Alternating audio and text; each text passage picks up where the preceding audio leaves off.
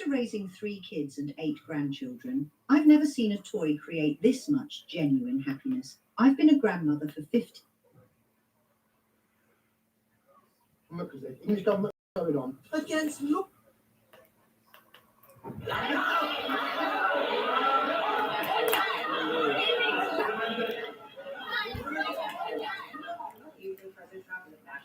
I've spoken about. That's okay. You can just say. Okay. She reps Dearborn. Is she okay with her constituents chanting "Death to America"? So you are permitted to place a white flag with England written on it without the crucifix. This is completely Written on it without the crucifix. Hi, Di. Good to see you. English government know what's going on against laws which are manifestly stupid. This is an insurgency. They are taking over our country. They're taking over our country. But to shout like that, to abuse a speaker who is being respectful and giving you their side of an argument is not the way to achieve better knowledge or understanding of anything. So you want him dead because you don't like it. You want him dead because you don't like it. A Dearborn, Michigan-based Middle Eastern ring stole 400 cars worth $40 million. We are not going anywhere. This is our country. We are here to stay. We are settlers. Why is it the fact that Islamic relief is banned in UAE and it's banned in Mecca? What is allowed in Paris and in London? Charlie Kirk. You don't like it, Charlie Kirk? We talked about Trump wanting to be a dictator on day one, and here we are. This is London Gatwick, and I'm traveling to Jeddah again. It's 20th November today. The Epic neighborhood already exists in Plano. It's been there for nearly 12 years. Why would someone build it? I reckon Westerners have become Muslim. I think they're traders and they're selling out the West. Platform overlooking all the specialized police emergency vehicles. The use of the term was a description of neighborhoods, not a description of intent. They've been open about their beliefs and their intent. Local government decision makers have failed to ask hard questions for fear of negative publicity and being labeled as bigots. We don't say that Islam is here to live, to coexist with lots of different religions, and all of us can just hold hands and be friends. Our Bible is the authority. It's the verifier of whether your Quran is telling the truth or not. You got to come to us, right? Yep. We know exactly your laws in your book about lying to our faces. I apologize, and I'm sorry for that, because that's not my intention at all. You make all of our country look like the places that you fled from. Jesus is in America! Not a great Wow. But you guys gotta go deal with it on your own self. You're not gonna use me. Somalia got 2.3 billion of American money. We're being brought to these beaches. That's all the government. Massive lie. It's all part of a bigger plan. Something that's never been Somalia got $2 billion, Di. Wow. done before. We are the leaders of the world. We will bring Sharia to your chicken. I am really, really concerned as a mother. Now, so much has happened over the past few days. I have an absolutely incredible amount of pretty insane clips and news segments to show you. Some that nobody has even reported on yet. And yeah, we'll get into those at the very beginning of this video and proceed through, well, the world pretty much losing its mind. I'm sure most of you have probably heard about what has taken place in America, the awareness that has been rising recently about the insane ideologies that have been spreading across the West and their confrontation. So we will be talking about that. But first, I want to show you this clip. Just look at England and see where America's going to end up with the Muslims. Look what happened in England. Because it literally blew my mind that this is happening in the Western world. This was posted by Wall Street Apes, and it says, Muslims run through an auditorium shouting that at the top of their lungs repeatedly while they all destroy the speaker equipment. They did this because the music being played was apparently haram, forbidden in their religion. Yeah, take a look at this.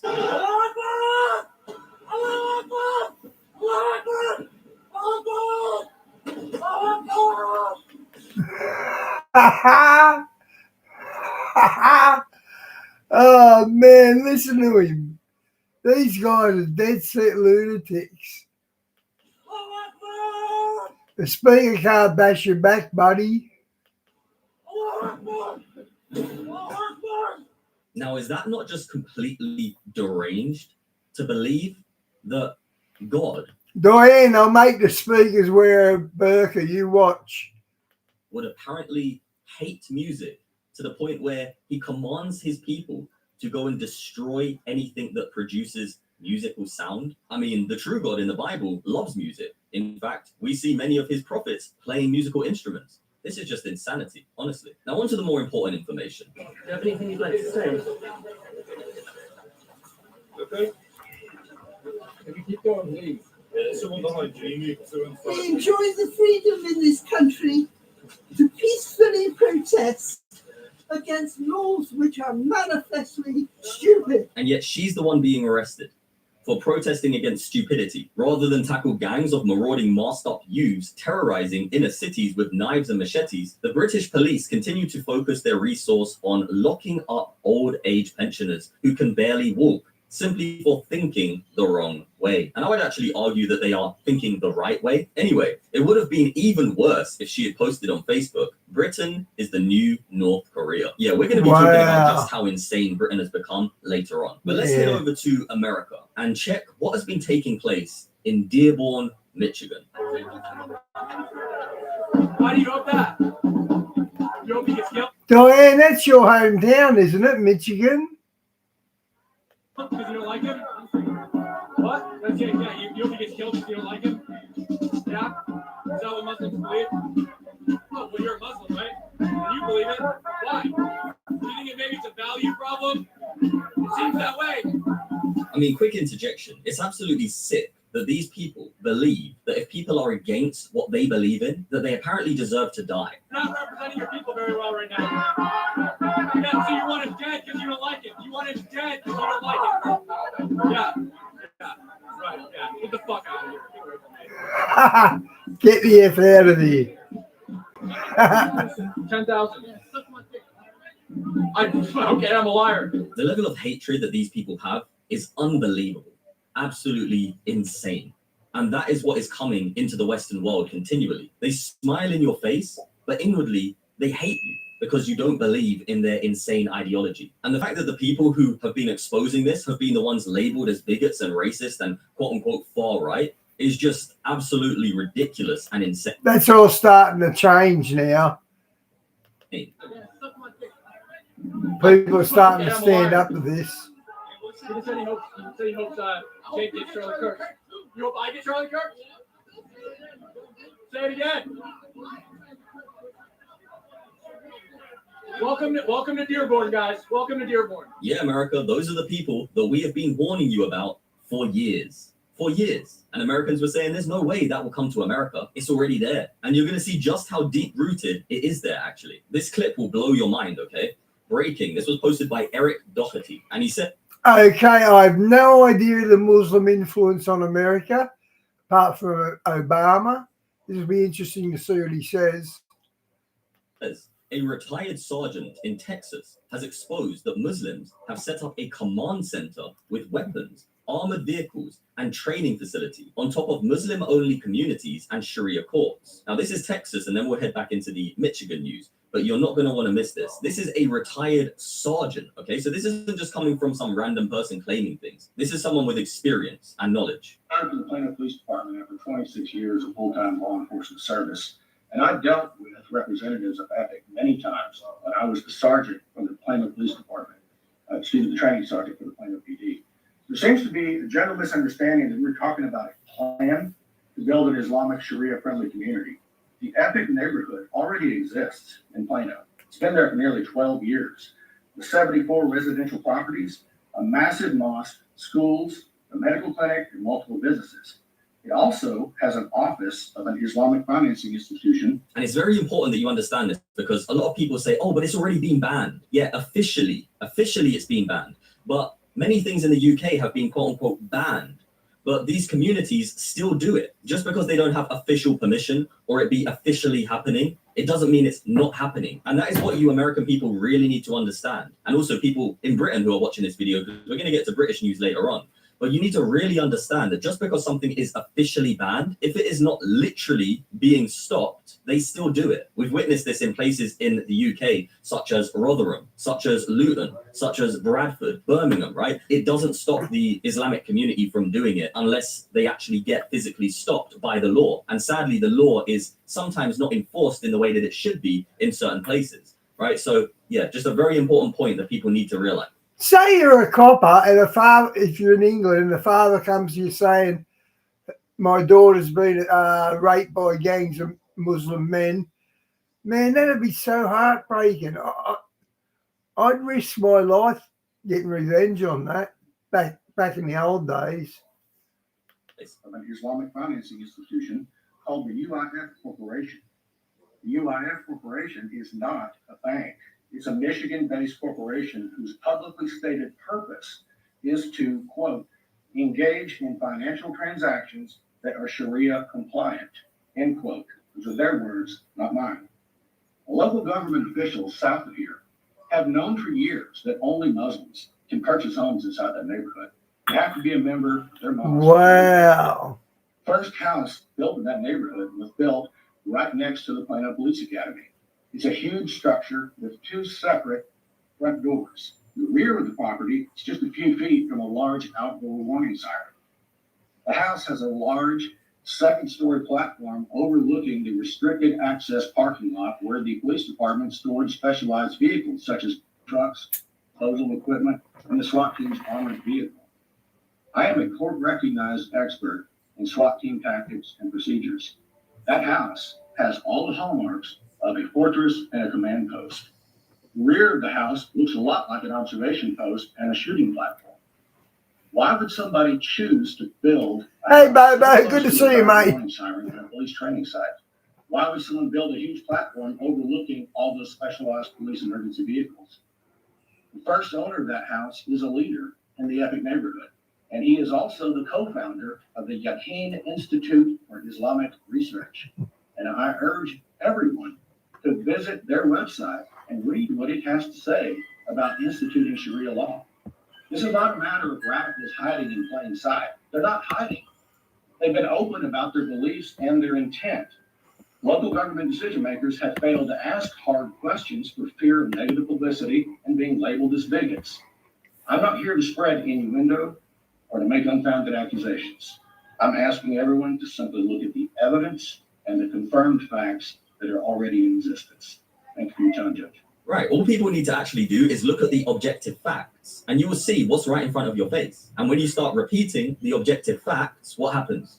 The people who are in delusion or the people who are willfully deceiving start trying to assassinate your character by claiming that you're a bigot or a racist, when, by the way, Islam is not a race. It's ridiculous to say that if someone was against Christianity, that they're racist, right?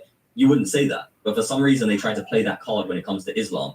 It's insane. But anyways, they try to assassinate your character because they don't want people to listen to you, because the truth always wins. And these people fear the truth, right? That's the issue. They really fear the truth. And the truth is, old women standing up against evil ideas are being arrested. There really are Muslims running through auditoriums just destroying music equipment because playing music is apparently against their religion. And there really are people with this type of mentality. And this really is happening in Dearborn, Michigan. This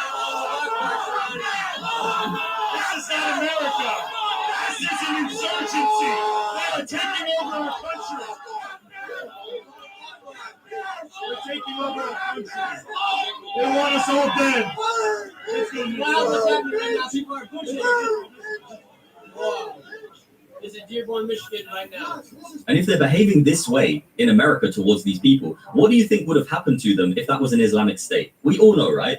Where Islam is actually being practiced, these two people would, yeah. Bobo, there is a motive for me. We want to bring you over to Christ, mate. And you see how exciting it is. You watch what we're watching. It's exciting times, and non-Christians have no idea what's going on. We're right up to date on a lot of things. And that's what the West has allowed in, honestly. Our president is a pedophile. I mean, it's pretty ironic, right, that they are against the president of their own country, which people have the right to do. But they're accusing him of being that when they literally follow that in their ideology. Where's the logic? Where's the logic? Anyway, this clip is very interesting. This same patriot who we literally just witnessed outside being screamed at confronts the Council of Michigan. Take a look. Wow, Di. Islamification of Europe is particularly aimed at the destruction of white people. The Islamification of America is aiming to meet the same goal. Wow.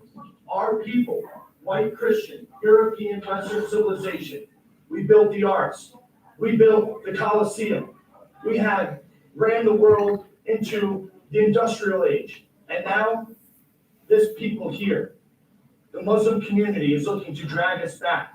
They're looking to oppress women, oppress homosexuals. They're looking to destroy everything that makes America great. President Trump, send ICE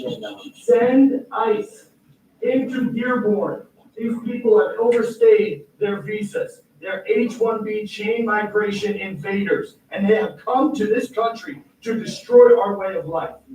We know exactly your laws in your book about lying to our faces, pretending to be Americans, wearing your suits. Wow, I love this guy. But that doesn't happen anywhere else where you guys are in charge. There are 53 Muslim majority countries, and in all of them, it is tyranny, destruction, it is full living. We have to call it what it is. You guys don't live like we do. We don't want you in our country. We have a right to self-determination. Our founding fathers, they fought and died for. Yeah, Diane, and he also contributes to the laughter.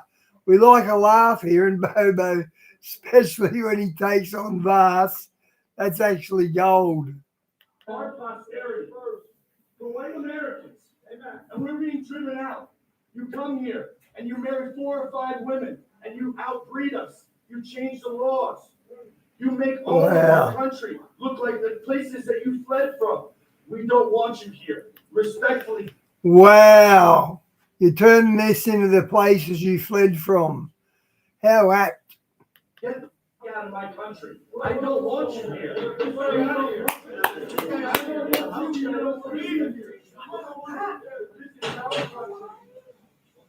And the people, the veterans, the World War II veterans, that so our constitutional republic are taking a look around Europe. They're taking a look around America, and they're saying, what the hell did we fight for? We have been taken over without a single shot fired. You guys are outbreeding, insidious. New one. Need a prescription, a referral, or advice? UpDoc has you covered. From anywhere. Request a consultation now at updoc.com.au. Breakfast can be all Carmen's granola.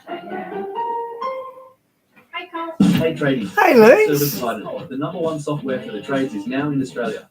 Share job details between field and office. Build tiered estimates right on the spot. Generate invoices and collect payment before. On the American way of life. You will never look like us. You will never eat like us. You won't build buildings like us. You are nothing. You can build nothing. Now that's America. Jesus is king. Jesus is king. Jesus is king. Jesus is king. Jesus is definitely. Diane, it's good to see some in your state are awake. Not many are here. King, and let me know if you agree with what this man said in the comment section below. And what do you think the solution is to, well, the Islamification of the Western world? Because it's definitely an attempt from their own confession. Now, I want to show you this clip from the UK that literally supports what that man was claiming about the Islamic community wanting to replace the Western way of life. Take a look at this. It's pretty shocking, to be fair. We are not going anywhere. This is our country. We are here to stay. We are settlers. And also, I would like to point out that some people said, what about the crucifix on the English flag? And it's Crusader history. Well, I responded, if you place a white flag with just England written on that flag, there is no reason in Sharia Islamic law why that would be forbidden. So you are... Okay, Bobo, you know how Israel's at war? All the Muslim nations surrounding Islam, their flags are red, white, green, and black. The exact colours of the 4 horsemen of the apocalypse. So God's given us colour by numbers. These guys are horses of the apocalypse. British to place a white flag with England written on it without the crucifix. Just let that settle in for a second. This man came to England and he is telling the English people what they are permitted to do with their country. That they are apparently permitted to have a white flag with England written on it, but they're apparently not permitted to have the actual England flag, you know, the white flag with the red cross on it. These Muslims want to ban that flag. And yet there's people in the world still ignorant enough to believe that these people don't want to change your very way of life, your very freedoms. They want to take them from you. In fact, take a look at this one. This was posted by Dr. Malouf, and he says, this is an Islamic cleric in the UK. I'm going to play the clip in a second, but he also says, have you ever seen a preacher of any other religion talk like this? Genuine question. Let me know in the comment section below. While other religions preach peace and coexistence, this is what they believe. Allah is not shy of the truth. We don't say that Islam is here to live, to coexist with lots of different religions and all of us can just hold hands and be friends. This religion was sent to dominate the world. It was sent to be superior, to extinguish the light of every other religion and to be superior to it. But we're not shy to say it, and we don't find that to be something that we should be shy to say. That this religion has been sent to dominate, to wipe out, to take out every other religion, to eclipse it, to be superior to it, to have the people leave every religion and to accept Islam. And if that requires fighting to achieve it, then it requires fighting to achieve it. Because the greatest purpose for which it was legislated is to make the word of Allah the highest and the word of those who disbelieve the lowest. So there are literally Islamic clerics. I mean, I've already showed many of them before, but here's another one. In the United Kingdom, literally telling you that he wants to completely remove your way of life and that he's willing to fight for it. And he's telling his followers that they're allowed to fight to achieve that goal, for their religion to spread and for them to dominate the world. Like, how is that allowed? How is that not hate speech? It's literally the exact same as, Mustache Man, if you know who I'm talking about, right? It's literally the exact same as him. How is it any different? Mustache Man. And I know exactly who he's talking about. The guy from Germany. All you got to say is the Mustache Man, and we all know what it means. That's funny. Want to remove anyone who doesn't think like them, anyone who doesn't believe like them, from existing. Hey, bro, it's good to see you, bro. Like what? And the UK is allowing that to be preached? Is America allowing that to be preached? I've already seen clips where they are, actually, in Texas. So, yeah. In fact, I'll show you what America are allowing to take place on their soil. Take a look at this.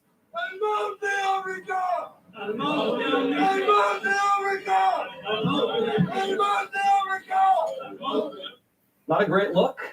The mayor condemned it. The White House condemned it. What are they chanting? I smell like a polecat. Did. But what about Congresswoman Rashida Tlaib? She reps Dearborn. Is she okay with her constituents chanting death to America? Fox Business correspondent Hillary Vaughn asked. I like Jesse Waters. Sure, watch. Congresswoman Tlaib, Fox News. I don't talk to Fox News. At a rally in your district, people were chanting death to America. Do you condemn? Talk to Fox News. Do you condemn chants of death to America? I don't talk to people that use racist tropes. Why can't you just say whether or not you condemn people chanting death to America? Why are you afraid to talk to Fox? Fox News is not listen, using racist tropes towards my community is what Fox News is about, and I don't talk to Fox News. Is death to America racist? Is chant. Okay, if the Muslims overthrew America, she'd be one of the first sacked because they don't like women ruling over them. So here she is sticking up for Islam. Careful what you wish for, babe. Death to America racist? Talk about your guys' racist tropes. You guys know exactly what you do. I know you're Islamophobic, but you guys gotta go deal with it on your own self. You're not gonna use me. So now apparently calling out the Muslims who are chanting death to America makes you Islamophobic. Yeah, you can't even make this up, man. This is insane. Last, we had 2 really bad days of rain in Sydney. I'm about an hour from Sydney. We didn't get much, but Sydney got hit with a lot of rain and gusts of wind and a lot of damage. This is the world. Other than that, it's a beautiful spring day. In 2025. This will go down in history, and these people will be remembered as the embarrassments to humanity, the people who were on the wrong side of history. As we've witnessed many times throughout history, there are always people who are on the wrong side of it. You know, absolute morons, basically. And you know what's really sad? This clip here is Judas, he was on the wrong side of history. genuinely very sad, and I'll explain to you why in a moment. But this was posted by Calvin Robinson. He says the Oxford Union is falling apart because the University of Oxford replaced meritocracy with diversity and inclusion. And you'll see why in a moment that statement is actually true. You cannot debate with the woke because they are literally unreasonable. A once respectable institution is becoming an unpleasant mob of yobs. Yeah.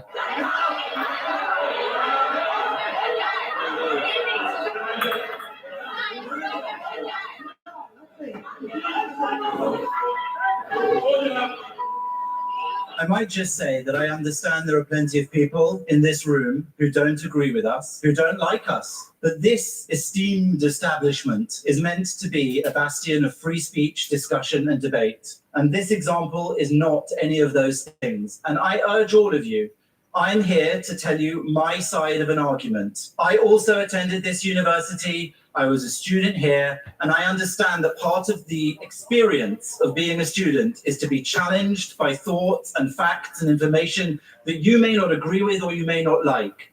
But to shout like that, to abuse a speaker who is being respectful and giving you their side of an argument is not the way to achieve better knowledge or understanding of anything. I will give all of the profit. Vash, I might do it now. Actually, I will. Vash, look how we deal with them.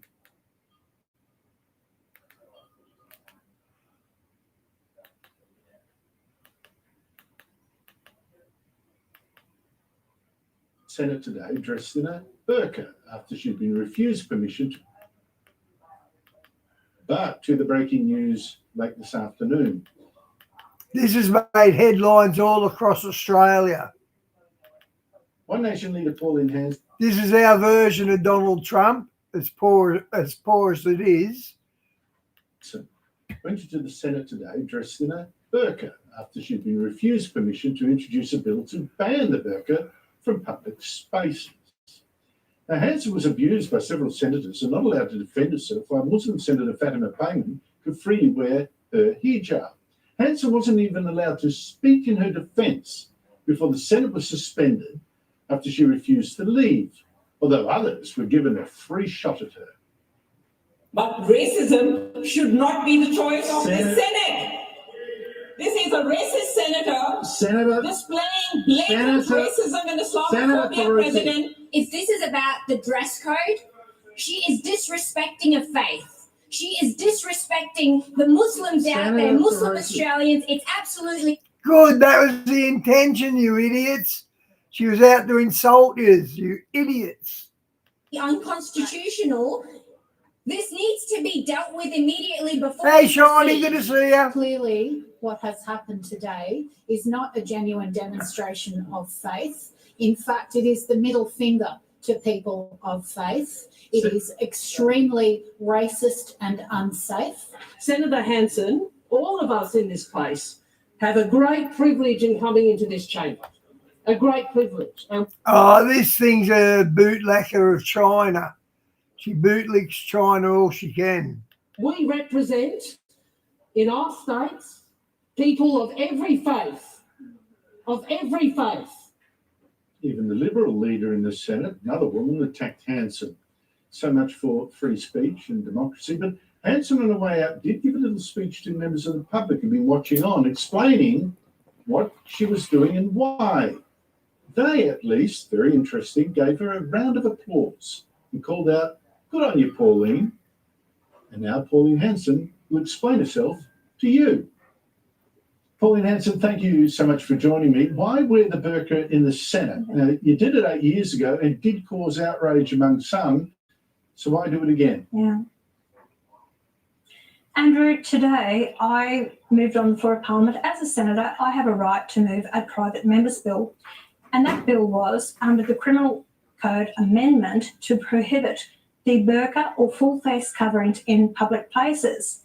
Now, I wanted to introduce that bill. My concern is, as a nation, for national security, terrorist threats and attacks that are happening, also for women's rights, that they're not forced to wear the full burqa against their will, And it's, I think it goes against our culture and our way of life. And this is why I want to introduce the bill. Now, I just started to introduce the bill, and it took one voice, Andrew. There was a couple actually said. Yeah, Diane, that fire in Hong Kong. I woke up to that. That's dreadful. That's something like out of Towering Inferno, if you remember that movie. It's really bad. A lot have died from it. And they got 3 arrested. I bet you they're Muslim, but they're not going to say it out loud. No, denied me the right. So straight away they denied me the right to ban the burqa.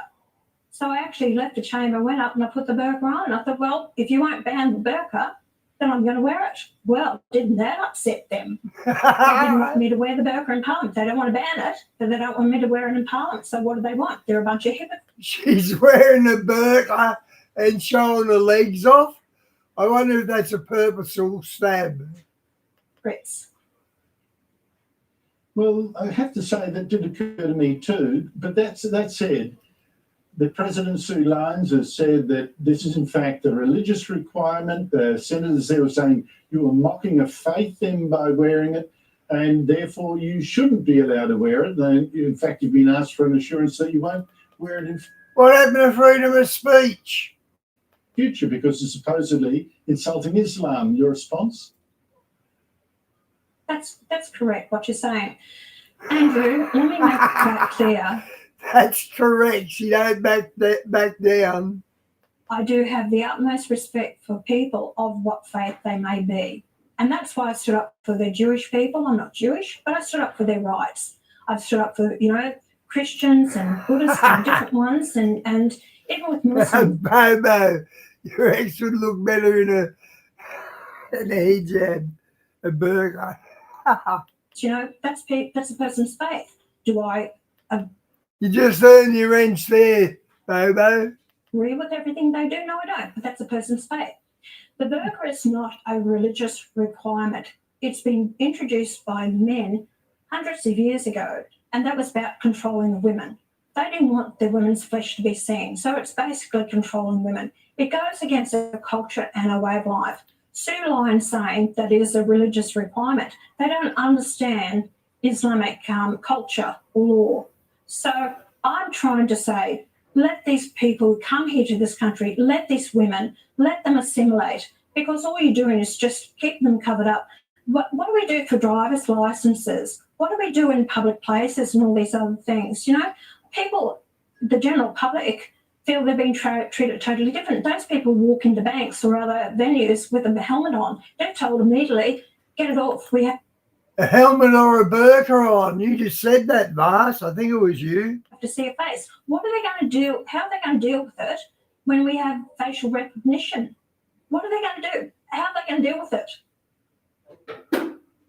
Yeah, but I've heard a lot of Muslim activists and etc. say, no, these women choose to wear the burqa. It should be their right to dress as they see fit. Now, against that, I will point out that I was in Afghanistan when the Taliban were first chased out, and I saw a lot of women without the burqa. The Taliban, the men of the Taliban came back, and suddenly burqas everywhere. So Afghanistan was a Buddhist nation up until around the 2000s when Taliban got involved. But should you remember them giant statues of Buddha carved into a cliff? I think there was 3 of them. There did seem to be some sort of compulsion there. But what about the women who say, no, it's my free choice? Well, good, that's your free choice. Wear it around your house. I don't care what you do there. But in public places, why shouldn't the general public feel... Do you think about a total breakdown? If the robots are in charge, we're not going to want to work for them because they're killing us. So how are they going to grow food on the farm and all that? I don't think they work that out, or they don't care. Safe and knowing who's approaching them, is it a man underneath there? How do we know they're there to commit a crime in our society? We don't know that. Are we going to take it for granted? When I wore the burqa the first time in the Parliament, many examples. Well, you should have seen the look on their faces. Sorry? I haven't seen examples of men in burqas committing crimes, though? You don't know. How do you know that they're not wearing it as a cover-up to commit a crime? How do we know that? Full face coverings, we don't need it. My bill covered also full face coverings, Andrew, not just the. See, she doesn't get the question right. She's got a good political party, but she needs someone more intelligent to take it further. That's what I think. Burqa. Okay, so full face coverings.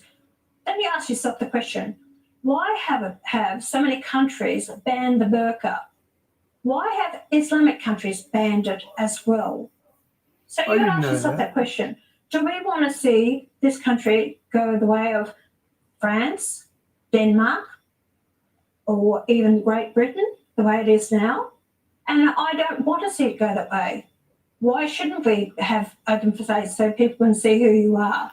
Why shouldn't these people? And they haven't got the numbers to do what they do to what they do to the English, what the Muslims do to the English with all their grooming and all that. They haven't got the numbers here to pull that off. Well, assimilate. And that's another thing, Andrew. How do we know that these people are not going to end up on our welfare system? You know, Are they employable? I don't know. There's a lot of questions here, but they never gave me the ability to debate this bill on the floor of Parliament. They shut it down. That's a good point, Vast. Why not have debate? Why not have counter arguments against me? Why? And let the public know the way that you think. But no, they don't. They just shut me down completely. It can't be debated. Finished. It's gone. Well, here you touch on something that does concern me a fair bit, because you weren't allowed to table your bill or even have a debate in the Senate. You weren't even allowed to speak in your defence after being told to take off the burqa or leave. Correct. That strikes me as, well, an infringement on how Parliament should work, on your right to speak as a politician. Strikes me as a lot of nervousness going on there. A lot of bias as well. And I called the president out, and she had a meeting with me afterwards. And I told her, I said, you're biased towards me. I said, you never gave me the opportunity to raise or speak to it. Why? I said, you just completely ignored me. Wow. Even I said other senators, those of my party and another party, stood up to actually have say something to it. Diane, I bet Elon Musk has got something to do with that link you just posted about Trump with the AI. I bet he's got something to do with it. And she completely ignored them, wouldn't call them. She called for a division. There was more than two voices. She completely ignored it. When it was questioned, she said, I've made my decision. The ayes have it to suspend me. The process of that parliament was not followed to the letter, and I called her out for it. And I'm sick and tired of the bias that's shown towards me. This isn't the first time I've had one of my private members bill in that parliament. They've actually locked her up before. I think they gave her 12 months for breaching election laws or something. They actually put her in jail to shut her up. She got it overturned in court. That's why she can still be in Parliament. But they've gone so far, they've put her in jail. Right, to me. So I'll still keep standing my ground with this, and I still will fight on the issues that are important to me. And these issues are brought to me constantly by the general public, Andrew. You know, it's nothing to do with, against a person's faith. As I said, I respect a person's faith, no matter what your faith is. But when it does impact on the national security of this nation, when it impacts and, when we are at a probable cause for terrorism in the country, I'm sorry. Yeah. I am going to keep standing my ground until we... Diane, there's always motives, isn't there? Okay, guys, that's how some of the Australians do with the Muslims here. I'm proud of her. Let's go back to what we were watching. History, what we were watching. There it is. All of the propositions. When you want to share it or steal it from someone else, you found your snug. Tontine, Australian for betting. This video we're watching, it covers Trump talking to that New York mayor in a submissive way. I wonder what they're going to say about it. Good day for a nice latte. Good day to save water. You really do love water, don't you? Well, no water, no ice. Last Christmas looked like a tornado hit our living room. This year, we're keeping the grandkids busy with a robot puppy. Speakers there too.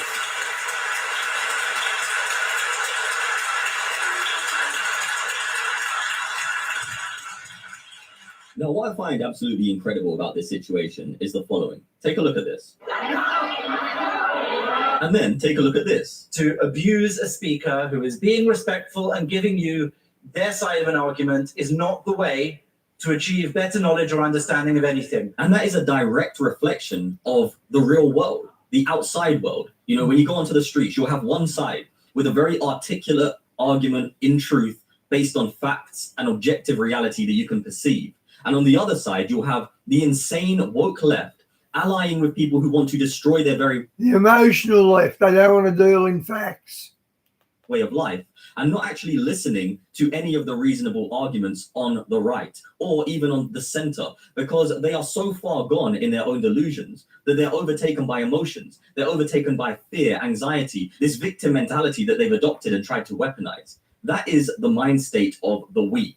And sadly, we're now witnessing one of the most respected institutions in the world, the Oxford Union, which is, as he said, a bastion for free speech, becoming a place filled with low IQ, emotional wrecks that don't actually know how to articulate any argument because they don't have one. They don't actually have an objective position that they can stand on and factually present to people. It just doesn't exist. And this is what happens when you open up the doors to insane people and you allow them into respected establishments. You basically turn that respected establishment into trash. It's like having a glass of water, pure water, and putting one drop of poison in it. The whole cup becomes poison, right? That's what we've witnessed in the West, across Europe, and now in America. Yeah. People with a completely different mentality, a mentality and ideology that tells them to literally destroy the people that they don't agree with. Jake, get Charlie Kirk.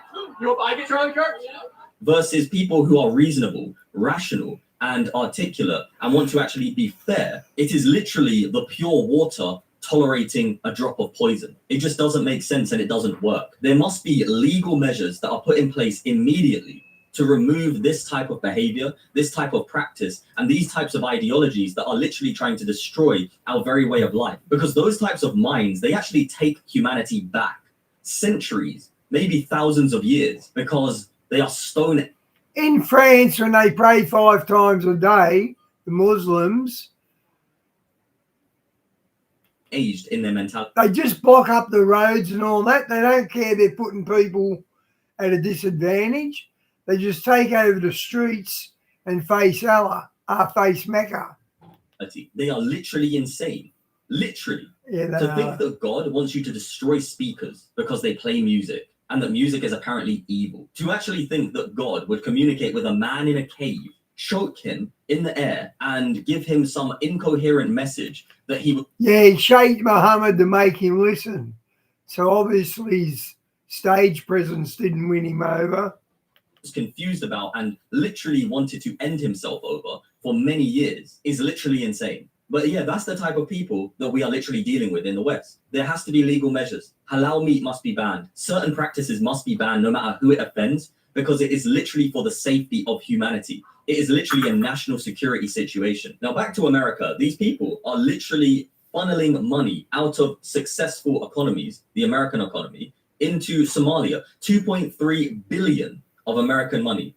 And this And when they come here, they don't get a job. They sponge off the government. They get government housing. Yet we've got a homeless problem. They get priorities. Here was angry. Ilhan Omar, who apparently actually did some kind of fraudulent things, allegedly, even to get into America. But take a look at this. Here's a video of Ilhan Omar angry that Trump cut off USAID. Somalia got 2.3 billion of American money. She was angry because Somalia, the country she really represents, can't steal America's money through USAID. Somalia just got caught stealing by using autism, allegedly, right?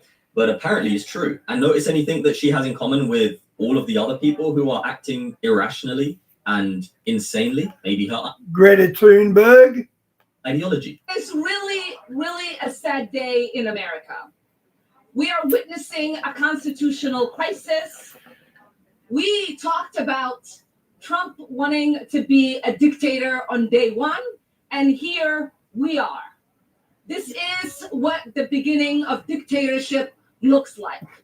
When you gut the Constitution and you install yourself as the sole power, that is how dictators are made. So President Trump preventing fraudulent activity somehow makes him a dictator, according to this lady. A lady who allegedly became a citizen of America illegally. Meanwhile, Joey Manorino says, if you don't like your iPhone, be prepared, because I'm sure nobody likes being woken up by calls at 5 a.m. Not in the West. It should be a crime. And yeah, this has actually been taking place a lot in the West recently.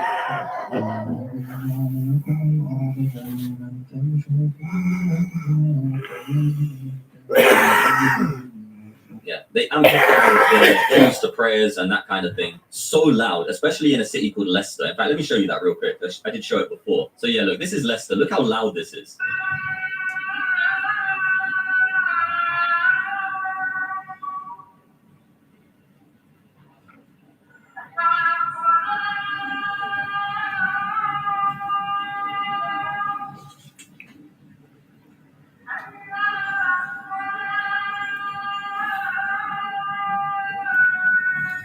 Man, it sounds like a goat wailing.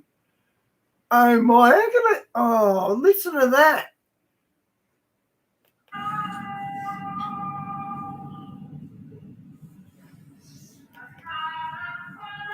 And that's in the middle of England. Can you believe that?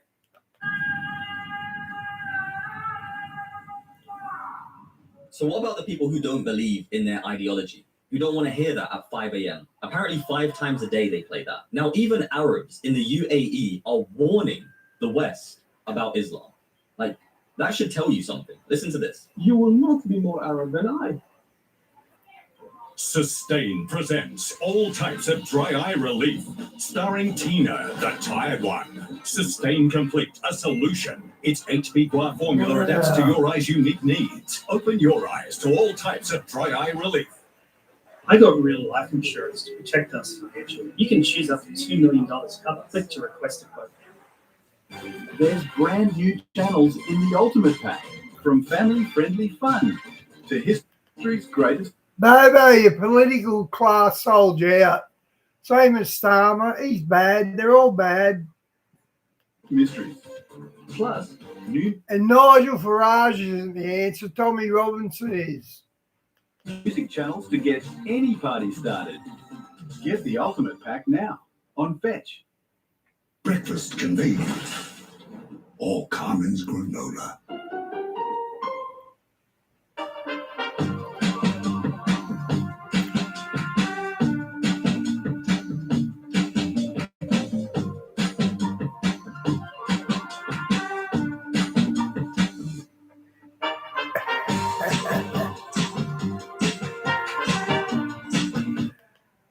Depends what's in the peace pipe, is it Die. I banned the Muslim Brotherhood and you haven't?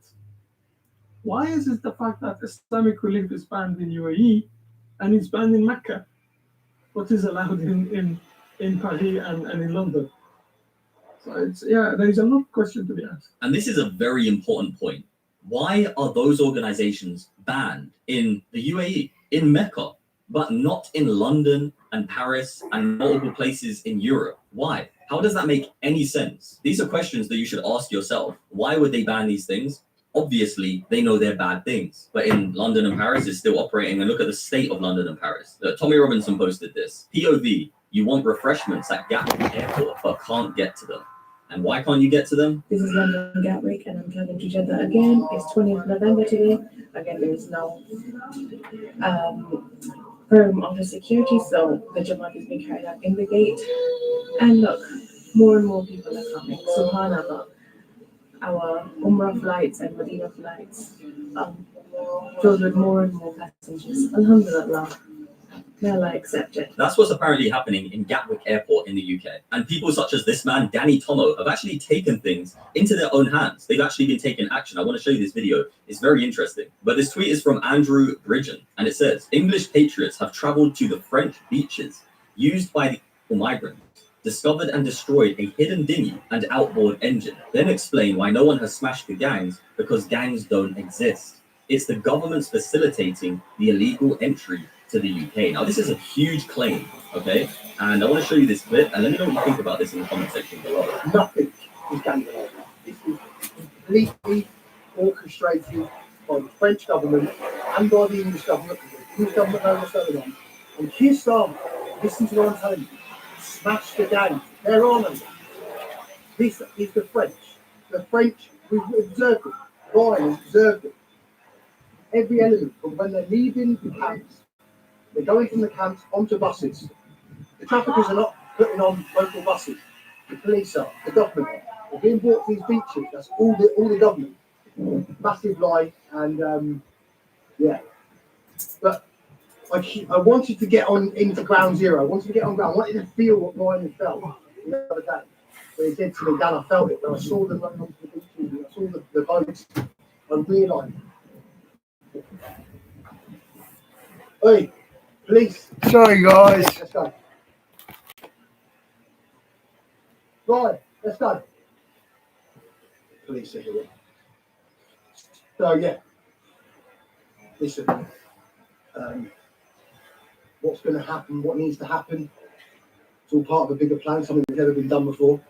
But before I even talk about what could potentially happen or what needs to happen, I needed to feel this for myself, feel you know, how easy it is, how preventable it is, and how easy it is to prevent this from happening. They're not doing it. They're literally allowing this to happen. And the tap will never turn off.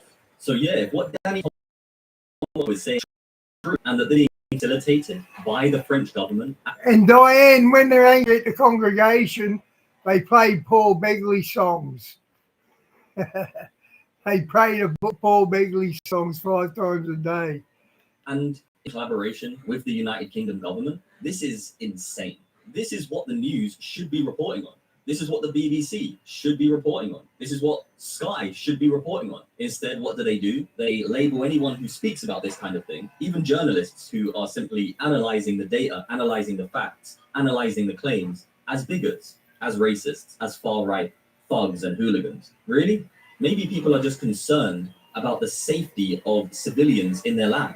Maybe some people are actually strong enough to speak the truth, even when it causes them to be hated and lied about, as Christ told us would happen. This person tweeted, never vote Labour. Labour is destroying the economy. Labour is imprisoning people for hurty words. Labour is welcoming a record number of illegals. Labour hates pensioners. And the reason why they're saying that is because Labour made promises about making sure that pensioners would be able to have enough money in the winter, and they didn't stick to their promises. So absolutely disgusting. Businesses and farmers, they also apparently hate. Labour is pro-Muslims and anti-British, according to this post. Labour have contempt for the...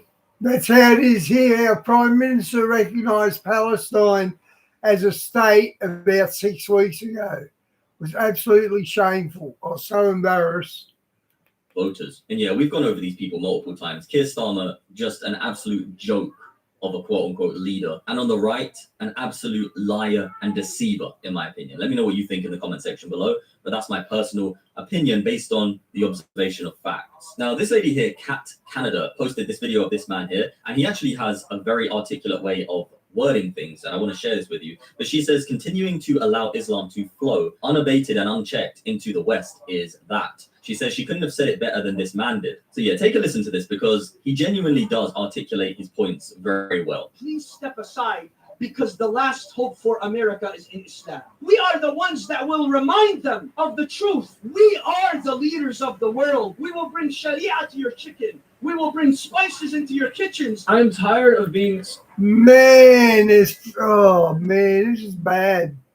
silent about this. I'm tired of people not understanding the threat that these people actually pose. For the past 1400 years, expansionist Islam, specifically political Islam, what we call Islamism, has spread using a repeated three-phase model nearly everywhere that it gained power. Phase one is a small minority victim posture. When the population is small, the focus is on peace, tolerance, and coexistence. And they quote early Meccan verses of the Quran, like, there is no compulsion in religion. To you be your religion, and to me be my religion. And when they are a minority, the public messaging from the Islamic community, it focuses on Islamophobia, on discrimination, and on how people just are not tolerant of Muslims. And there's nothing wrong with that. Every group deserves safety. But historically, this stage changes when the demographic scale increases, and these imams are telling you, we Muslims are going to come take over your land. We're going to take over your world. Now, the second phase is a large minority, and this demands political accommodation, right? When the population reaches that 5 to 15%, history shows a consistent shift from coexistence towards political pressure.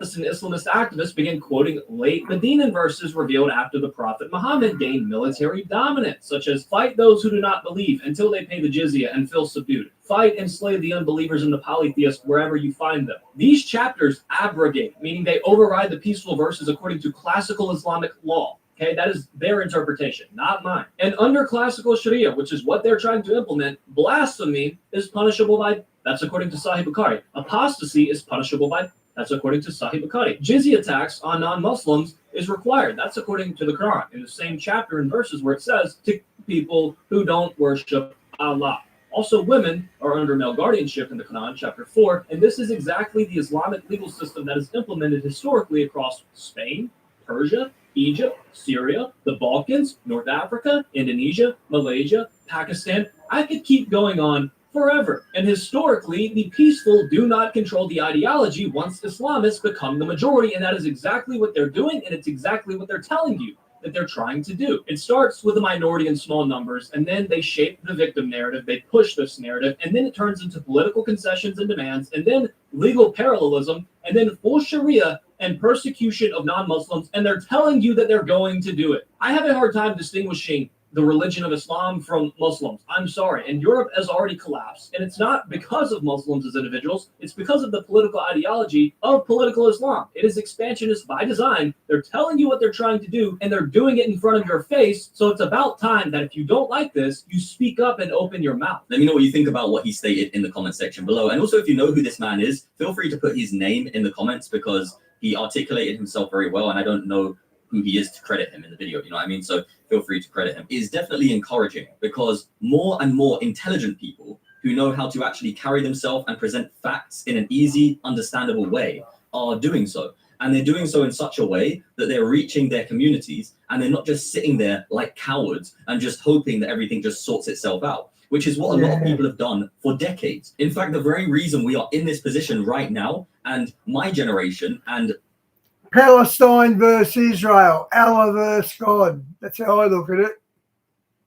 The surrounding generations are having to deal with it, is because past generations didn't do anything about it. They just sat there and just thought, oh no, it's not a problem. And they didn't do anything about it. In fact, for some reason, the majority of those past generations were literally slandering and destroying anybody's character who dared to speak about these things. And it's very embarrassing. It's just very, very embarrassing. But praise the Most High that people are waking up now, that people are educated, that the internet exists and information is able to be shared rapidly and objectively. Obviously, there is sometimes manipulation and confusion that is inserted by wicked people to get people to not understand what is going on. But overall, most people are aware of what is happening now. It's pretty impossible to hide it from people when there's videos like what I showed you in this video continually going everywhere on the internet. But yeah, great job to this guy for explaining in that way, because it's definitely true. Now, we have a lot more very interesting information to go through. If you haven't already done so, make sure you hit that thumbs up button. It's free for you to do, and it greatly helps out the channel. But for anyone who's ever wondered about Islam, anything about Islam, this 50-second clip debunks their entire religion. Now, I actually have a far more in-depth version of this concept. You can watch it on my channel. It's called The Islamic Dilemma Explained. I posted it about 8 months ago, but you don't actually need to watch that, because This video here explains it in 50 seconds. Countless Muslims have actually left Islam since this information came out, so that's definitely an amazing thing. But take a look at this. Islam is false, and here is how it goes.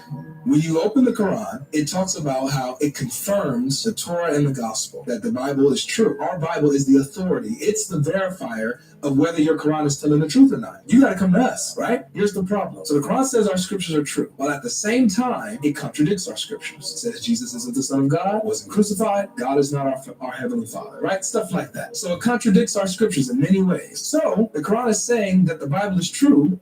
The Muslims say that there's a substitute on the cross for Jesus. Who would sacrifice their life like that? Oh, yeah, I'll pretend to be Jesus. No, me to the cross. They just got no brains. While at the same time contradicting the Bible. So if the Bible is true, then the Quran is false for contradicting it. But you'll get your Muslims that say, oh, well, the Bible's corrupted. Okay, fine. If the Bible's corrupted, then the Quran is still false because it's saying that a corrupted book is true. Whoa. Whichever way you go with it, if Bible good, then Quran is false. If Bible bad, then the Quran's still false. That's the Islamic dilemma. It's not hard to debunk Islam in many other ways as well. It's obviously false. You know, the scientific errors in their book proves that it's not from God, because God would not make scientific errors. But yeah, they just try to cope and cope and cope. And the reason why they're actually obsessed with Scientific errors. Surah 18. The sun the sun sets in a murky pond. Now that's said from a man's perspective. If you're watching the sun in the horizon and it's sunk into a lake or something, that'd be the same thing. But from God's perspective, he would know it's not like that. He would know that the sun is in the sky, not in a murky pond. Is because, think about it, they would actually have to come to the conclusion that their entire worldview, their entire perspective on reality has been a lie. And that's a very hard thing for people to come to realization of. And that's probably one of the biggest reasons, is the psychology behind them having to admit, wow, they really was deceived all of those years. They really suffered and was in bondage all of those years. And they were worshipping some demonic entity who tried to deceive them into believing that it was their creator. They would actually have to admit that. And yeah, that's definitely a pretty devastating fact, which all Muslims are going to have to face one day anyway, but yeah, pretty sad for them, right? Anyway, this young lady is actually an ex-Muslim, and she has some very important information to share with you. Take a listen to this. I remember a conversation with the head of the school when I was really young. He told me we weren't allowed to speak. Thus, Muhammad couldn't read all right, yet apparently got 70,000 words in a cave off Jibril. He wouldn't remember, I wouldn't even remember 70,000 words. And I can read and write, so what hope would he have? You just got to look a little bit deeper, and it's stupid. English in the madrasa. Only our language. I asked why, because I was confused. I said, but I speak English at school. And he replied, yes, but only speak English when you have to. It's not our language. Then he said something that stuck with me ever since. He told me, be careful who you get too friendly with. Don't forget who your community is. And then, straight face, he told me not to be friends with white kids. I was a little girl, and I remember just feeling confused. I was born and raised in England. My classmates were white. My friends were white. So what were they teaching us? They act like this cult is peaceful, that they're just kind, loving, spiritual people. But that day, they planted the seed of division, of us versus them. And you know, there are so many testimonies of this type of behavior being practiced in the West, in Islamic environments, where they'll have one kind of set of rules for when they're in private and one set of rules for when they're in public. And they call this taqiyya. It's a form of deception. And you know, you'll have a lot of Muslims saying, but they don't practice taqiyya. Yeah. That's a different sect of Islam. That's the Shia. Only the Shias do that. But then I've witnessed Islamic scholars explaining that they pretty much have it in every sect, but they just call it something different. So just because it's not taqiyya, there's just a different name for it in their sect. And it's a form of deception, deceiving the non-believers to benefit themselves. Yeah, so these testimonies, there's countless of them. If you look at the ex-Muslim community, which is huge, by the way, which they really try to suppress and hide from the internet, but it is massive and it is continually growing. They expose some of the most insane stories that I've genuinely ever heard. Like, it's mental, honestly mental. This post here says, a man named Mohammed Aburdaha blocking traffic in Hickory Hills, Illinois, with his friends as they all shout at each other in Arabic. Impending traffic. Shawnee, I tried to read the Quran. I'm not sure how many pages I got in, but not many. And it was all about violence and Really bizarre stuff, to be honest. If it was anything good to read, I would have kept reading it. But it was just like a bad comic book. Is against the law in America, but not if you're acting out foreign customs, apparently. That's the alleged statement. But anyways, here's the clip.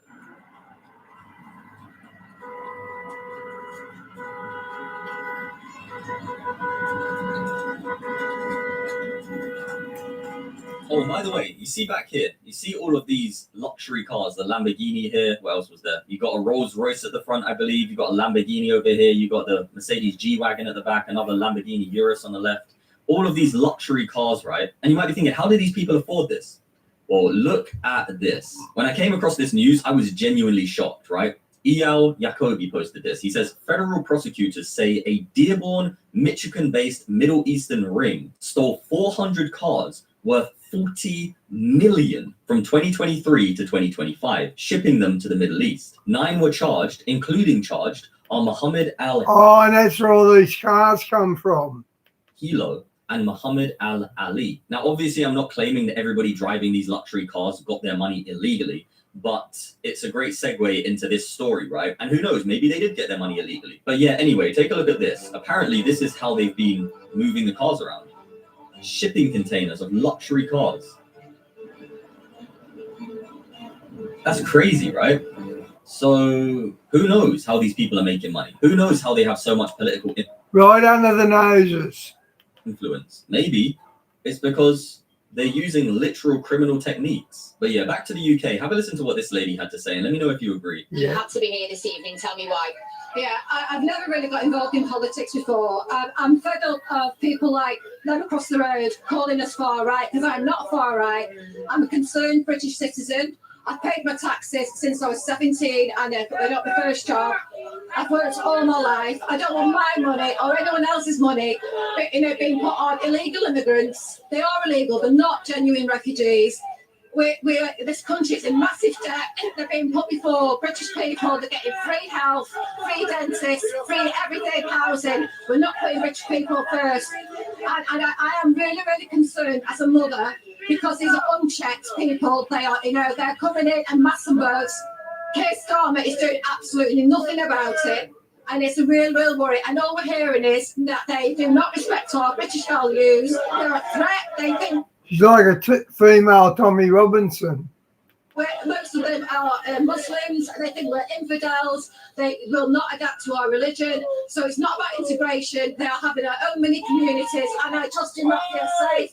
And my big concern is, if we think back to when Princess Diana died, and they say the Queen initially ignored, and she didn't listen to the British public.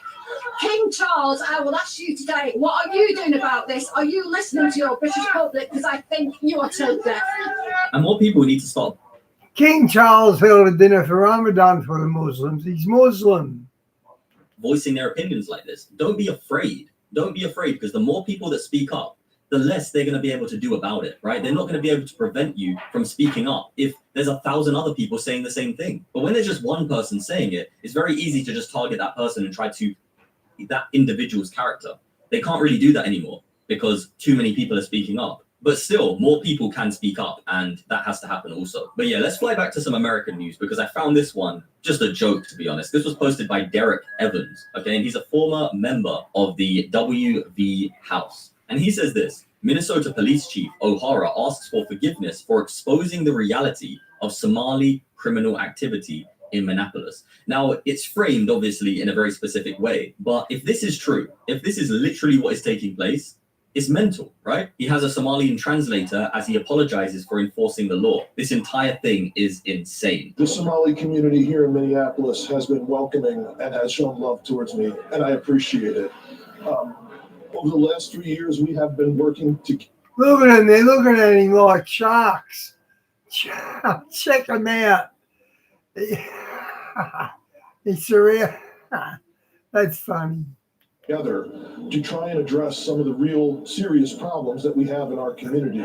We have to be honest at times with the problems that we're having in our community, and we need our community to help us fix those problems together, because it's real and it's serious. At the same time, if people have taken anything that I have said out of context in a way that's caused harm, I apologize, and I'm sorry for that, because that's not my intention at all. Yeah, notice how he stands as well. But anyway, yeah, if he really is apologizing for enforcing the law, that's crazy. Not saying he was apologizing for that, but yeah, crazy situation anyway. Meanwhile, Mamdani actually gets exposed in front of Donald Trump. And this is pretty interesting, this clip here. By the way, if you haven't seen the video that I made about 2 weeks ago on New York and Zoran Mamdani, definitely go check it out. It's a very, very insightful video. It's 40 minutes of pure facts, objective facts, and video evidence. So you can check that out after this one if you like. So apparently Mamdani is having like a kind of two-tier system when it comes to property tax, and he gets called out for it in front of Trump. Look at this. Is manageable to actually get through, and not the cause of yet another weight that we see. But you're continuing this idea of race-based property taxes. No, to be very clear, no, the use of the term was a description of neighborhoods, not a description of intent. So you intend to tax the whiter neighborhoods more? No, we intend to create a fair property tax system because we want a New York City that is not only fair and equitable, but also one that every New Yorker can afford. So he got pulled out. And this is why this lady here has been actually having a meltdown recently. You know, this lady, Ilhan Omar, and it's because of what Donald Trump has recently done.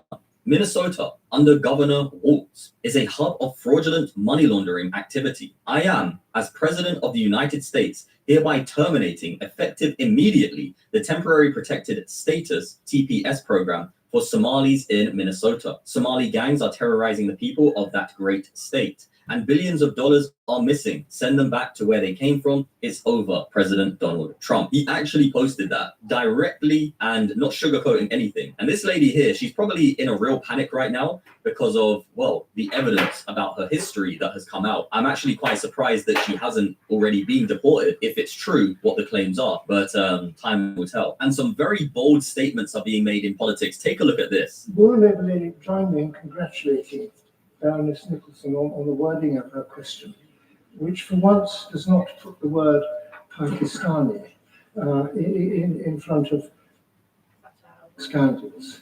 Will the noble lady agree that the problem isn't to be laid at the door of our Pakistani men, but very largely of our Muslim men, and therefore the problem. Shawnee, we've got a really small gun culture here.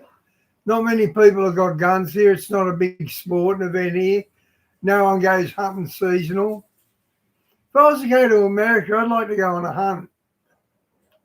Is religious, not ethnic. And that's a very important point, right? Because I know many Pakistani Christians who have never been involved in that kind of thing. These are actually Islamic gangs. They are Muslim gangs. And it's actually very unfair to try to connect a race to a specific practice when it's actually the religion that is driving that specific practice. So this man has an amazing point here, in my opinion. Let me know what you think in the comment section below.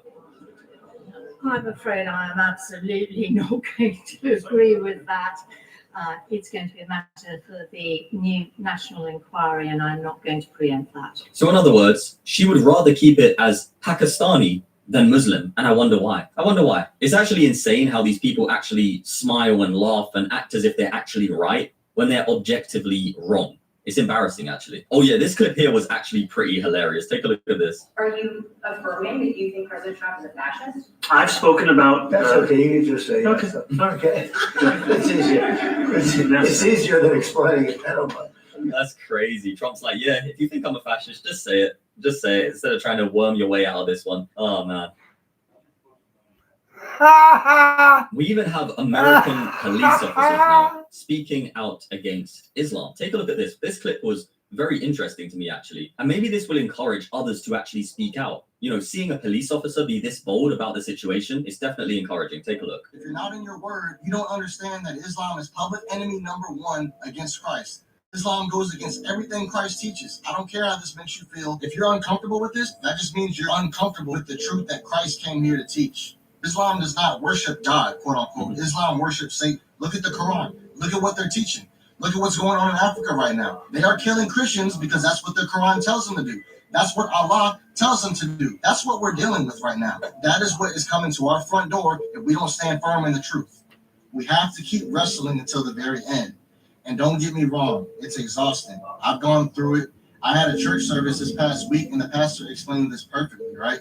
It can be exhausting. The spiritual warfare can be exhausting. I promise you, these things are all connected, okay? Satan is meant to deceive all of us. Satan is meant to cause evil, to cause havoc, to cause harm to you and me, all right? He's behind everything. If you're not of Christ, you're being deceived by Satan. And that's what everything in the world boils down to, okay? We have to stand firm Wow, what an articulate man. I like him. in the truth. We have to be in our word. We have to resist the devil. We have to wrestle the enemy, okay? And yes, it will be tiring. It will be tough. But we have the tools. We have everything that we need to be able to resist it, okay? I hope this reaches who it needs to reach. Y'all have a good day. Definitely. If Trump put on a burqa, he'd put a sombrero as a hat. Well said. And, you know, there are many people who are Christians who are standing up. There's also atheists, agnostics, people who don't really know what they believe in, also standing up. And by the way, you're also welcome here. I don't want you to feel as if I'm pushing anything onto you, but I myself am a Christian, and I'm always going to boldly preach the truth. I'm going to speak the truth, and I'm going to expose the works of darkness. But it doesn't mean that I make you my enemy because you're an atheist, or my enemy because you're an agnostic. I still love you, and I respect you, and I appreciate you being here, and at least on the side of truth regarding situations that are being exposed in the world. Of course, I would encourage you to come to the fullness of the truth and believe on the Lord Jesus Christ. But like I said, I would never force that upon anybody. And that's a massive difference between us Christians and Muslims. We're never commanded to go out and conquer people by the sword. We're never told to make people who don't believe what we believe live in terror. In fact, we're supposed to seek peace with all men. That is what the scripture says. But at the same time, we're commanded to expose the works of darkness, and that's what's being done here. So thank you to everybody who is also exposing the... Okay, I enjoyed that, guys.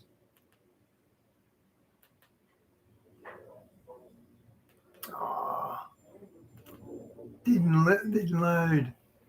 Hang on, didn't load, guys. Oh, man.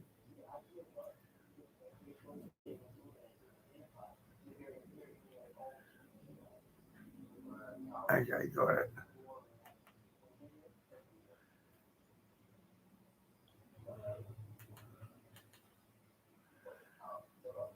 Okay, now it'll load.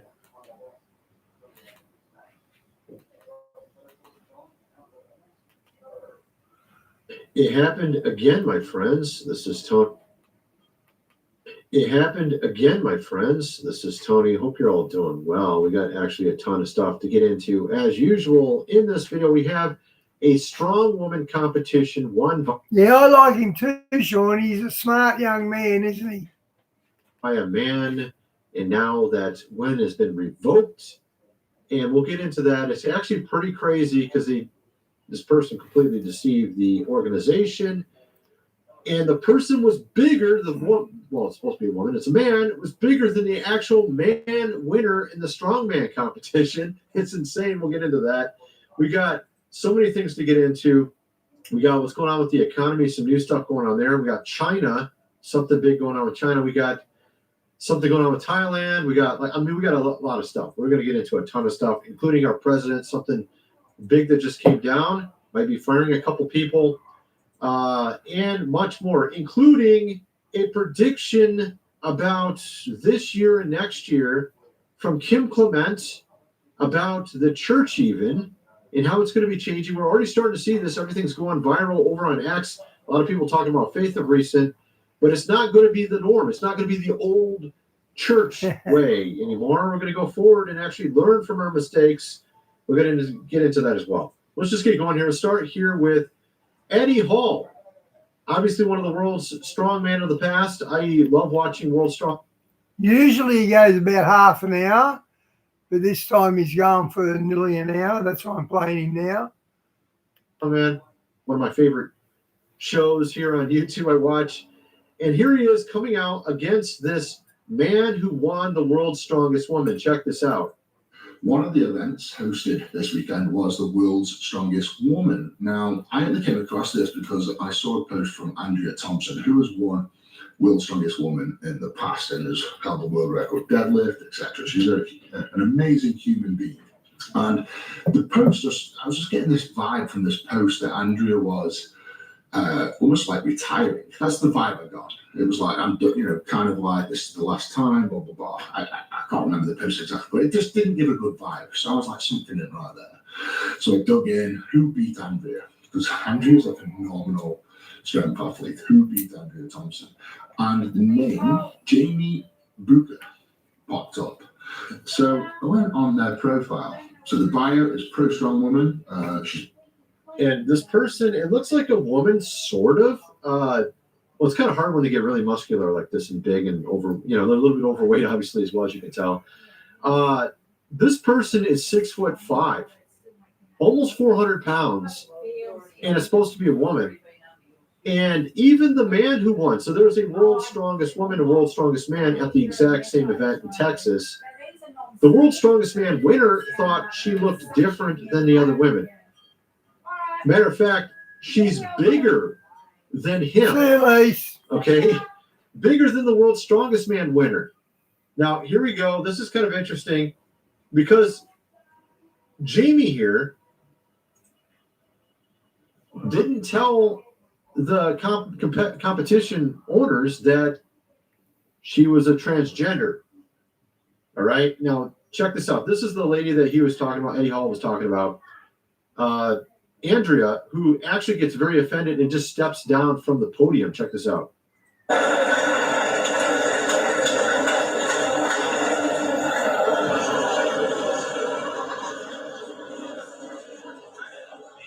You can tell she's offended. You can tell the crowd knew something's wrong.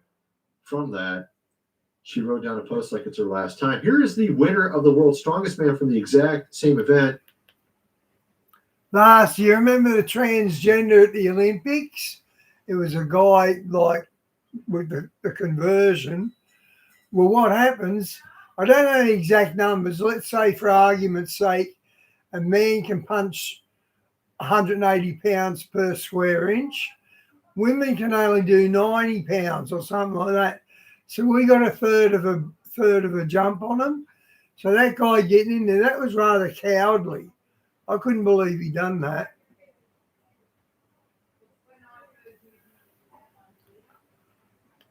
He's smaller than that man chick. What do you want to call it? I don't know what you want to call it. I don't try to be offensive, okay? Man, woman, whatever you want to be called, okay? That's a joke. The Arnold and Rogue Invitational. She's been around a really long time. Hello. Jamie's kind of come out of nowhere. Now, from the first event, and the first time I saw Jamie, I said, this woman looks different. Little did I know. But she just looks different. But she was probably 3 to 4 inches taller and probably 80 pounds heavier than her closest competitor. I would estimate at about 6'5" and 400 pounds. I'm 6'3" and about 330. Wow, 6'4" and 400 pounds, did he say? He made me look very small. Dude, this is the winner of the strong man at the exact same event, and he's smaller than Jamie. I don't know if Jamie likes being called a man or woman. Who knows? I was just kind of having fun with that. Obviously, it reminds me of the South Park where the female. Shawnee, the best I could bench press was 240 pounds for 2 reps. That's the best I could bench press. Took me months to get that strong though. The goal's 300 pounds, as you know. I don't think I was ever going to hit that. Now, who looks like Macho Man Randy Savage, like literally twice as big or 3 times as big as the next female athlete. What was that? That was so many years ago, right? Jamie's 6'5", 400 pounds, woman. Okay, woman. Like easily just takes up things that I couldn't even pick up. I used to lift a lot of weights. I got up to like about 300 pound bench, which is probably nothing to Eddie Hall. He could probably do 600. I don't know. But like Jamie there was picking up like 170 pounds with one arm and just going like this. I'm like, what? Like I can't even do that with 2 arms. One arm, 400 pound, apparently male. And the way they found out that it was a male is unbelievably hilarious. Okay. How did they get 100% ironclad proof that Jamie was a male? Jamie has one of those fans accounts and shows it all. So Eddie Hall points out, actually, I can play the clip. Let me go find it here. It's pretty funny. We don't want to see it. Yeah, here we are. Let me play what Eddie Hall says. I got to get past that, of course. This is pretty funny how he puts it. So let's just do it. Oh my goodness, it's 2 ads. Wow, non-skippable. Thank you. I really appreciate this. All right. Jamie Booker is a man. I've seen it myself. I've seen the tackle, the ball and tackle myself. He's definitely Ball and tackle, dude. You actually got on there or something and saw it? Like, what, bro? Dude, I can't believe anybody wanted to pay for that. I mean, goodness gracious, seriously? You want to pay for that? Okay, I guess a lot of people are into a lot of things. All right, 400 pounds, 6'5". Dude. All right, so I'm just having some fun with that. That's the beginning. We got a lot of stuff to get into, my friends. First, I got to mention Food Supply 25-year shelf life. Link is in the description. 4 months worth for $6.97. You're going to have to get that if you have not already, considering all the wonderful things happening around us all the time, all the insanity. Might want to be prepared whatever's next. Could be a mostly peaceful thing going on in your city. Link is in the description. This book here, The Lost Ways, How Your Great-Great-Grandfather Lived Without Electricity, How to Build a Cellar, Do Things Around the House as They Did in the Good Old Days, hundreds of pages illustrated. You're going to definitely need that before the power goes out. Link is in the description for that as well. Go check out all my other social media link below. I wanted to show you a response to Ben Shapiro. No one in the United States should be retiring at 65 years old. Frankly, I think retirement, let me just play it. This is just absolutely one of his worst takes ever. Check this out. No one in the United States should be retiring at 65 years old. Frankly, I think retirement itself is a stupid idea unless you have some sort of health problem. Everybody that I know who is elderly, who has retired, is dead within 5 years. Oh my goodness. This guy is so ridiculous. Like, he thinks that he's so arrogant that he thinks that you should work because he thinks you should. Like, what if you got $1 million and you win the lottery? Should you still work there, Ben? What if you just happen to have a lot of money from some success in business, or you had a great job for a while? I remember guys back in the 80s going to Alaska to do the oil pipeline. They retired at like age 50, getting paid like, I think like $200 an hour back then in the 80s. You know what I mean? Like, that's insane. Back then, I mean, like, people were getting paid $5 an hour back then. They're making like $80, $100, $200 an hour, work for like 80 hours a week, retire at age 50. I mean, this guy's ridiculous, right? So I thought this is hilarious, this reaction from this guy. He kind of sort of encapsulates the whole thing. You want us to go to work and grind for the rest of our life while you sit in front of the thing and sound and just shut the fuck up. In jail, they used to sell natural steroids, and you think it's a body natural steroids, but you take a couple, go and pump out your iron, and you're stronger and you stayed pumped all day. That's what steroids do. Like, when you train, you're all pumped. It takes an hour or two to get rid of the pump. But with roids, you get the pump all day and you feel really strong. I speak for everybody that ever woke up on a Monday morning. So, of course, Ben Shapiro, I don't know why he's being... Yeah, I'm not big on Ben Shapiro either. He's so cringe. He's got the worst takes of recent. A lot of people are really... I mean, it's almost like he's kind of like embraced it. Like, he's embraced his cringe of recent. Just saying the worst things, the most asinine comments of recent.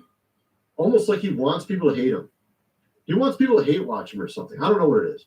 Anyway, you got that. Then you got this. We have, in a strange turn of events, we have a number of companies going bankrupt all at the time you would least expect it. And actually, it does kind of make sense when you think about it a little bit. These companies run on vapors all the way up till about the time of Christmas sales. So they do Christmas. So what's happening here is a lot of these companies make all their money at Christmas. Probably 50% of the profit. I used to sell online. That's when I made all my money too, was at Christmas, literally. Like, from now till Christmas, you make all your money. So you're running on vapors for like the entire year, all the way up till about the time you start to get sales for Christmas. So they're at their lowest point right at the time when they start doing sales for Christmas. And that might explain why all these companies start to go bankrupt right about then. And I've seen, like 2 years ago, it was happening as well. The retail sector has a tough run this year. Business bankruptcies have been on the rise. Some companies have dissolved while others are a negotiated solution. There's a number of them. A lot of them are mall stores, and it kind of makes sense. You're having a lot. I mean, technically, you probably have about the same mall traffic, but people are spending less, okay, because they have less money. This is also the time of year when a lot of people take out credit cards and loans to buy things for Christmas because they're also running short on money. So probably the biggest winner right now are credit card companies and loans. I mean, I got like 4 or 5 in the mail just the last time I checked. It's like, I don't want any of your loans, right? So you got Joanne, Party City, Forever 21. You got like a lot of these companies, Rite Aid, Bargain Hunt. Some of them are like, these strip malls. Some of them are mall stores. You actually have one restaurant there, Hooters. But there's actually a number of them that are just straight up mall stores like Hudson Bay Company, Claire's.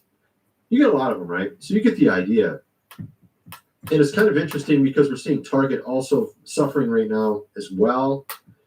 And a lot of these companies are doing forever layoffs, which is a new concept. Let me just play this video here. This guy kind of goes through it. It's a way to where they can avoid paying certain things. Let me first check something real quick, and then I'll play it. September to April is the territory's best kept season. Come on, I'll show you.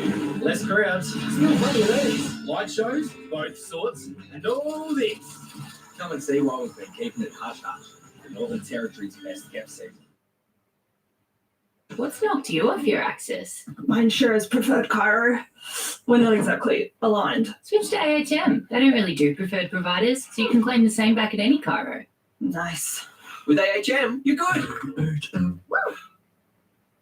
Meet the new Ninja Swirl by Creamy. Scoop indulgent classics, create mix-in masterpieces, or enjoy low-calorie protein-packed. We don't like to show off. We should never be so vulgar as to make a fuss. But Breadbox has gotten bigger. Yeah, all right, here we go. Let's play this.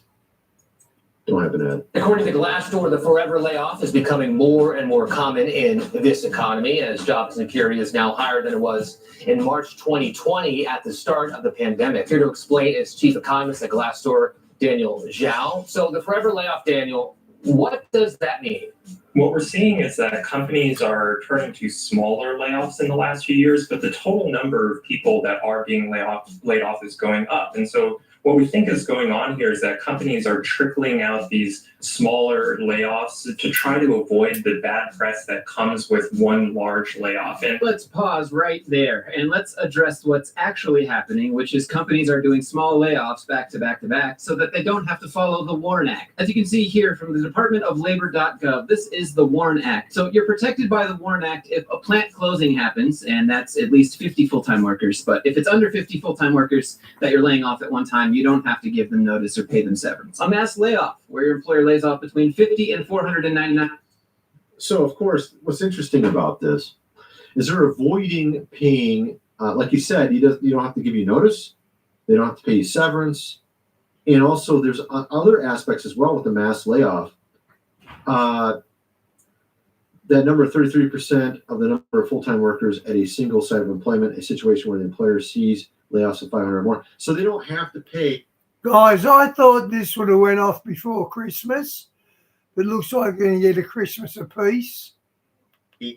Severance, and they don't have to give you notice. They can just straight up get rid of you immediately. 49 a week. As long as they only do 49 a week, they don't have to give severance or give you notice. And I think that's another aspect of this, on top of also it being kept out of the news, because no one's going to report about, 49 people got laid off or fired. They're going to do it when it's like Verizon 15,000, which was like a week or two ago. 15,000 all at once, right? Then they go hire 14,000 from India, right? I mean, you know what I mean? So this is the kind of stuff they're doing. Now, I keep seeing this pop up in my feed on X, and it's extremely annoying, so I wanted to address it. We have this guy named Jackson Hinkle, and he keeps saying these retarded takes on China. If communism doesn't work, then why is China so advanced? You know, then it shows like some big building, some beautiful skyscrapers in China. And actually, I commented on this. If you study the history of China under Mao, they had true communism, which led to starvation, of course, millions of people. Then there was a certain guy that was politically excommunicated. There's basically a major political party in the Communist Party, and then there's an alternate one. This alternate one was led by a guy named Deng Xiaoping. And I think this was back in the 90s. And he was trying to get China on the right track. He had one idea that was his best idea, period, hands down for all of China. And it pretty much transformed all of China. But the Communist Party that was in power hated him so much they threw him in prison. After about a decade in prison, he gets out, and I think around the 90s or so, he gets finally into power. He's actually the one leading with his party in the communist government. And he says, we'll do one thing different, pretty much, for the most part. We will allow farmers to sell their crops to each other and have a free market. We'll just allow people to sell stuff. We're not gonna like stop them. We're not gonna like go crazy trying to restrict them or any of that kind of stuff, right? So they just let people sell stuff. That was literally all they did. And after that happened, it just like totally went bonkers. Their entire economy went really good. People were able to obviously eat again. I mean, before that, they were like literally taking areas of food and bringing it over here, and it was just all a mess because the government was trying to control everything. So when they made it a free market economy, which is basically capitalistic, so China is not communist. It's actually a communist government, central government with a free capitalist market. It's a capitalistic market. And matter of fact, it's even better than ours, I think, actually. That's why they have so much success. On top of the fact, they're also, their personality types are intuitive and analytical, which tend to be with the Asians. You see that more so, which leads to things like you see in Japan, where they have lots of engineers and lots of organization and weird technologies and stuff that you don't see so much in America. The same with China. You'll also have that exact same idea as well. It's not communism that's working. It's literally the opposite. Communism was destroying China, just like it's destroying North Korea right now. Matter of fact, China bails out North Korea every year by giving them money. If no one gave North Korea money, they would have been gone probably 60 years ago. They would have just been gone. Okay, they wouldn't even exist anymore. They're only being propped up by China through capitalism. It's China's capitalism that makes their country tick. And there's even a video under here talking about it. This guy knows what he's talking about as well. China's abandoned communism economy 45 years ago. China's more capitalistic than the U.S. Independent units are illegal in China. 10 million Chinese food delivery men can't even get a livable wage. They're forced to sleep in their streets. I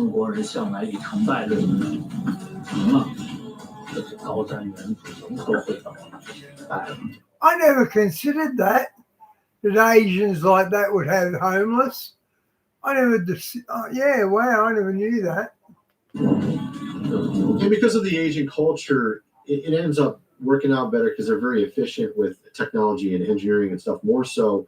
I mean, what it is just there's more population in that realm of personality types. That's why you see in Japan a lot more technology than you see in other countries. It has to do with sort of the personality types of the people. There's also an IQ factor as well, but you get what I'm saying. Entering. Then you have, of course, Hassan Piker as well. And Hassan Piker is kind of funny because he was like saying communist China was the best example of a country you would love to live in. He's completely clueless as well. China is not communist fully. Just their central government is, but then they allow free market capitalism for the entire economy. For the most part, they have a little bit of regulation on stocks. They don't allow. There's been some ridiculous stuff they've done in recent, which has actually hurt their economy, that are sort of communist moves. But for the most part, they're free market capitalism when it comes to their economy. And he's completely clueless. And of course, he was just recently caught being a complete hypocrite and showing exactly what I'm saying, too, by the way. Hassan Piker faces hypocrisy claims after Hong Kong horse bet win. On November 23rd, Twitch streamer and left-wing commentator shared photos from a Hong Kong racetrack, betting 1,000 Hong Kong dollars on a horse named Mabubu, winning 30K in Hong Kong dollars. And of course, critics highlighted the flashy, and this is his own fans, by the way, that are criticizing him, flashy display against his advocacy, taxing the rich in past moments like his $2.74 million West Hollywood home purchase. The guy obviously is a complete hypocrite, claims to be communistic, but he makes all his money from a capitalistic society. It's really kind of ridiculous. But that's how this world is. Anyway, so you get that whole story. That's what's going on with that. Then you got this crazy story in Thailand. 3 million. This is what we were talking about. What's going on in England, Europe, and what they're trying to do here with the whole digital ID, right? Remember the whole thing with the Online Safety Act, which they brought forth like 2 months ago. I think it was in England, and they were claiming it was to curb, the illegals, but that really wasn't what it was about, because now they've come out and said that they'll make it very easy for them to transition to be citizens. In reality, the whole Online Safety Act was literally to just put your ID on your social media account, so then they can know who said what. And then if you say something they don't like, they come to your door, arrest you, and put you in prison, which is what they've done with some people. Now, of course, they're trying to tie this into your banks. In Thailand, they just did this where over the past months, more than 3 million Thai citizens woke up to find every bank account they own frozen overnight, no warning, no specific reason given. People couldn't buy food, fuel, or medicine. Banks just said investigating suspicious activity. Last at the peak of the COVID in China, they were throwing bodies into the furnace, and some of the bodies were still alive. They were unconscious and dying, but they were still alive. That was out there. I don't know how true it is, but knowing them, I believe it. Then you still can't access your money. Months later, Thailand rolled out the digital ID. So this is exactly what we're talking about. This just went viral today, I think it was. Under one roof, and you've got all your ID together in one place, it means you can be switched off at the touch of a button. So they brought this system in Thailand, and suddenly, like simultaneously, over 3 million people had their bank accounts shut down. So this is what I'm talking about. This is also tied into Palantir, who pretends to be a company for the conservatives, but actually you can watch videos in the past where they were working with the left wing. So they're just a chameleon pretending, and they're working with our president to find illegals, but in reality, as soon as our president's gone, they're going to be used for digital ID. This is what they're going to do. It's super obvious. All right, so there's that story. It's pretty crazy. But then you got the next one is Martin Sheen talking about our president and his son apparently calling him out for it, Charlie Sheen. Check this out. This is Martin Sheen. You've got to realize, sir, that you are the biggest. He's talking about our president. Nothing in the world.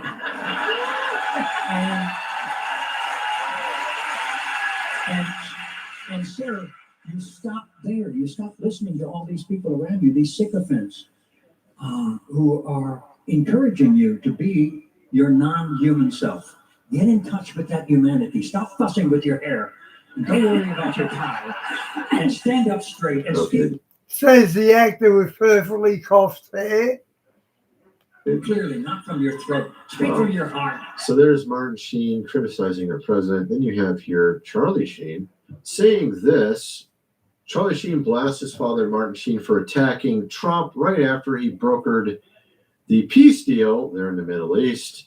Actor Charlie Sheen said his father's criticism of President Trump was poorly timed because the West Wing Star's attack came on the same day that Trump was the toast of the world due to the peace deal. That's funny, man.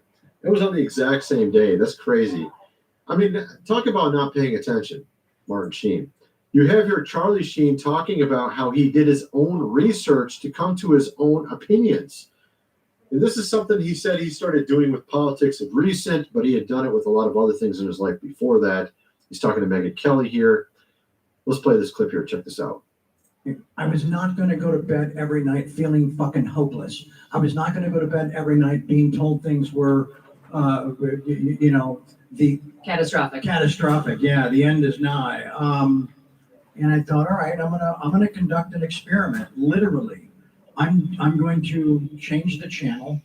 I'm going to do my own research, like I've done with everything my entire life. I'm going to listen to other voices. Thank you. I'm going to explore. I'm going to explore just hearing. Yeah, I didn't recognize him either. He aged pretty quick, didn't he? Die. Martin Sheen, I'm talking about. Both sides of the goddamn story. Yeah, so of course that makes sense. I mean, that's what everyone should be doing. not just believing whatever you say on one channel.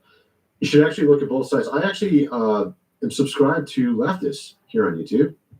I listen to what they have to say sometimes to see if there's something interesting they had to say. I listen to both sides, even on the Middle East thing. On that country, a lot of people talk about all the time recently. I don't think either side's fully got it. I mean, I do lean towards more so that the leadership there in that country is very bad, and they need to replace it. Period. End of story. I mean, it's very bad. And they've kind of gotten their own they've made their own bed. Okay, they've gotten their own reputation of their own merit. It wasn't like somebody just made up a story about it. They made their own bed. Okay, they did it to themselves. They need to they got to own up to their mistakes and make amends and change their ways. If they want things to go better, you know what I mean? That's what they got to do. So, anyway, so there's that. And then you got here, German city about to go bankrupt. This is a lot of them. Actually, almost every German city is about to go bankrupt. Germany decommissioned all their nuclear power plants, completely dumb. By the way, I think I can speak on that considering the fact that my background is mechanical engineering and my study cluster, my thematic cluster was nuclear power plant technology. That was one of them. The other one was design. I actually ended up going into design, but I actually had quite a bit of studies in nuclear power plant technology. That was completely insane to do that. They have now went to they've tried to go in Europe and a lot of these countries to all green energy without any backup. Why don't you keep the nuclear power plants for backup? That's why they had all those outages in what was it, France? I think I can't remember. It was a couple countries over there, like a few months ago, right? I don't even remember if Germany was one. It might have been Germany was one of them. Italy, I think, was one of them. All because they didn't have any backup, and they get a spike of power surge, and then the whole thing crashes because they're going completely green, and they don't use any of their already existing nuclear power plants. Okay, then you got the pipeline that got destroyed, which.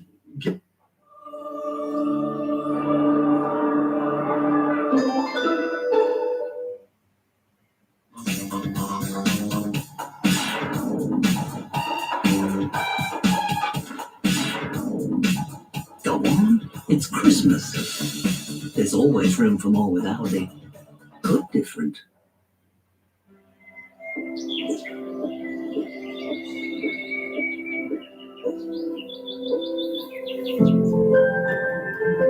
After raising 3 kids and 8 grandchildren, I've never seen a toy create this much genuine happiness. I've been a grandmother for 15 years, and this is the smartest purchase I've ever made. Last month, I got my granddaughter Emma this smart robotic puppy called Wuffy. Look at that, I it's a still can't believe robot, what look. This tiny guy can do. This It's a isn't just robot, some check stuffed that animal. out. Wuffy has smart technology inside that recognizes Emma's voice and responds to her.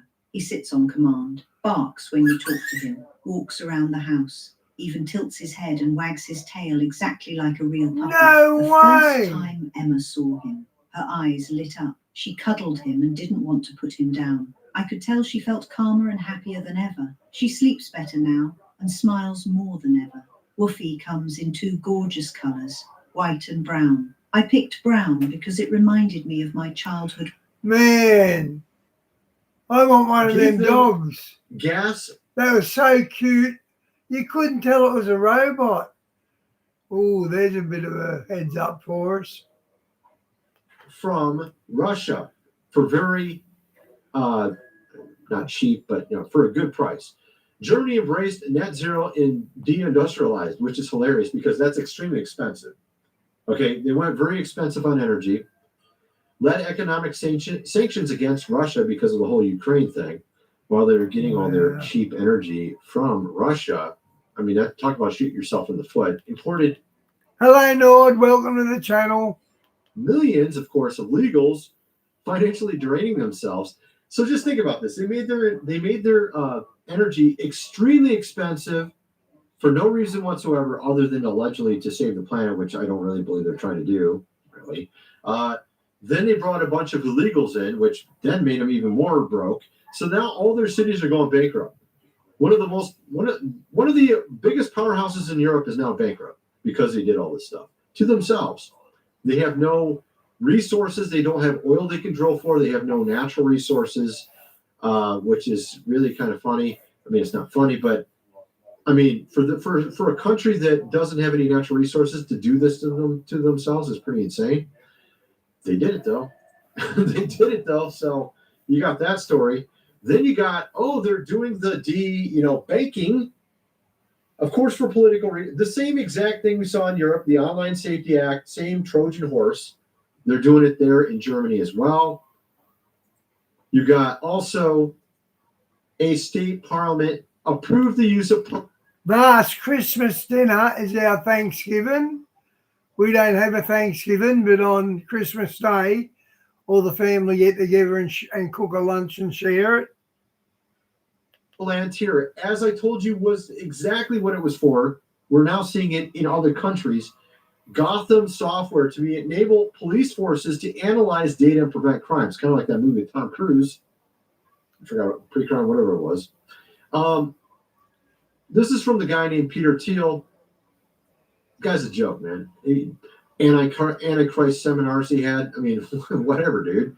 Guy's crazy, right? So you got that story. Actually, I wanted to get into this really quick. Then we have this, a video game that they're actually doing they're doing a new version of, Gotham, and they're supposed to be trying to be faithful to this recreation of the game. But instead, they, of course, had to make it woke. Check this out. The Gothic remake, this is exactly what they were doing. And now we are seeing that they are censoring and uglifying the females in this title. I have a few different things to show off, but before I get into the topic, if you... Yeah, it looks like Jamie. 6'5", 400 pounds. Maybe not that, but doesn't look exactly like a woman. This is the original, and this is the new woman. That's supposed to be the faithful recreation of the same game. Yeah, not really. I mean, goodness gracious, can you at least make it look like a female? You know what I mean? Like, seriously. We're in the middle of summer by Christmas, and it's really hot, but the shops still put up, like, snow around the edges of the windows with, say, Santa on a sleigh. So all our icons about Christmas are based in snow and all that, like the classical Christmas. But the truth is, it's a lot different. No, of course they can't do that. And so we're seeing this with a lot of games. Even the new Grand Theft Auto game that they're making is going to have pride parades and other things in it as well. We're not going to have any of that kind of stuff in our game. We're not going to have it woke at all. Obviously, no rainbows. We're creating a game called Noah VR, also going to be called Apocryphon Genesis when it's sold in secular stores. We're also going to have both names on it, but I think it will go better if we had Apocryphon Genesis as the main name when it's on the PlayStation 4 or something like that. We're trying to get it into all these stores once we get it finished. We're getting farther along. We have more people working on it. We have a lot of things going on. We've had a lot of people invest in the game. Thank you for all those who have. We're still working on it. We're going to 100% finish this. We got quite a bit done, and we want to make this thing perfect. It's going to be an action-packed game, kind of like an Indiana Jones meets the Book of Enoch.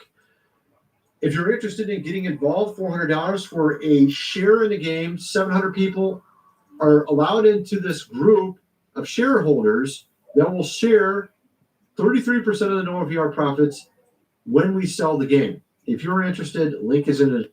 I wonder how you'd make a game of Jesus and the apostles, because that's what they're doing. They're making a game. I wonder how they're going to do it. I can't imagine how they'd do it. Description for that. Let's get back to the video. So we have here, our president is now concerned about what's going on. A lot of people are not happy with him. I don't know if you noticed that or not. A lot of people are not liking the economy right now. They're not liking these 50-year mortgage ideas. They're not liking a lot of things he's been doing of recent. Bringing that guy in, I can't even remember what country he was from, Somalia. I don't even remember what it was. Who used to be a former leader of one of those terror organizations. Why would you bring that guy into the office, the Oval, right? Why would he do that? He did, though, which is insane.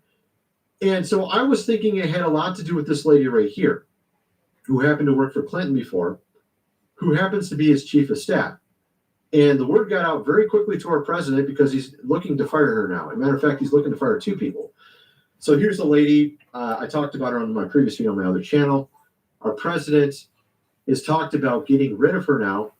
She's the one I think that's been sort of leading the way of recent, all the weird decisions he's been making, all the things he's been doing, meeting with all these big companies, sort of doing what they wanted rather than what we wanted, and looking at what she used to do for a living as a lobbyist towards these big companies. No surprise whatsoever that that's the direction she would lead her president. And now it looks like he may be firing her and also Bondi. He might fire Wiles and Bondi. And we've seen actually a number of stories in this realm that there's whispers that this is what is going to happen next. Of course, a lot of people have been criticizing both of them. And our president knows that his base is fracturing if he doesn't start to do stuff the way that we want. So he's starting to get the word that we're not happy at all. And so they might be gone real soon here. Matter of fact, we had some people suggest that Powell be her replacement. I don't know if she would be better. Maybe she would. I'm thinking she probably would be better. I just don't know.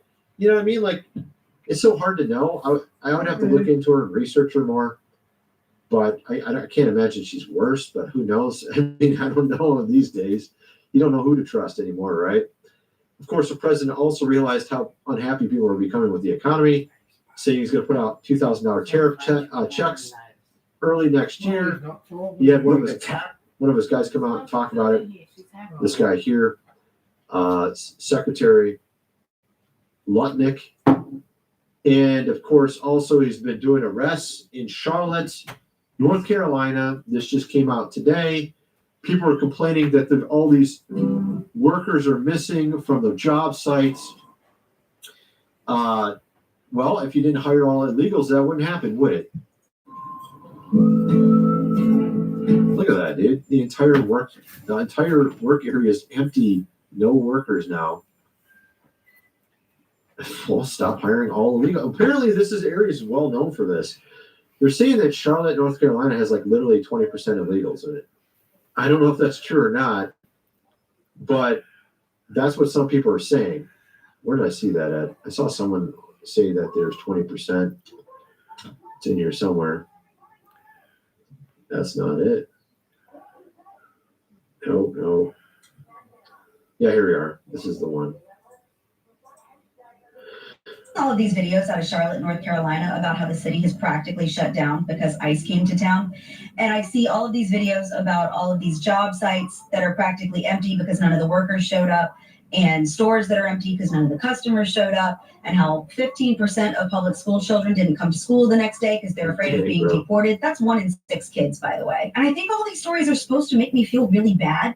Like, look at all of these people that are being affected by the Trump administration's immigration crackdown. Like, yeah.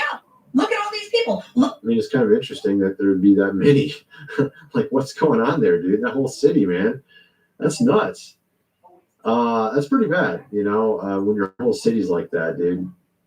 That shows you kind of what's been happening all this time that we haven't really noticed over the last so many years.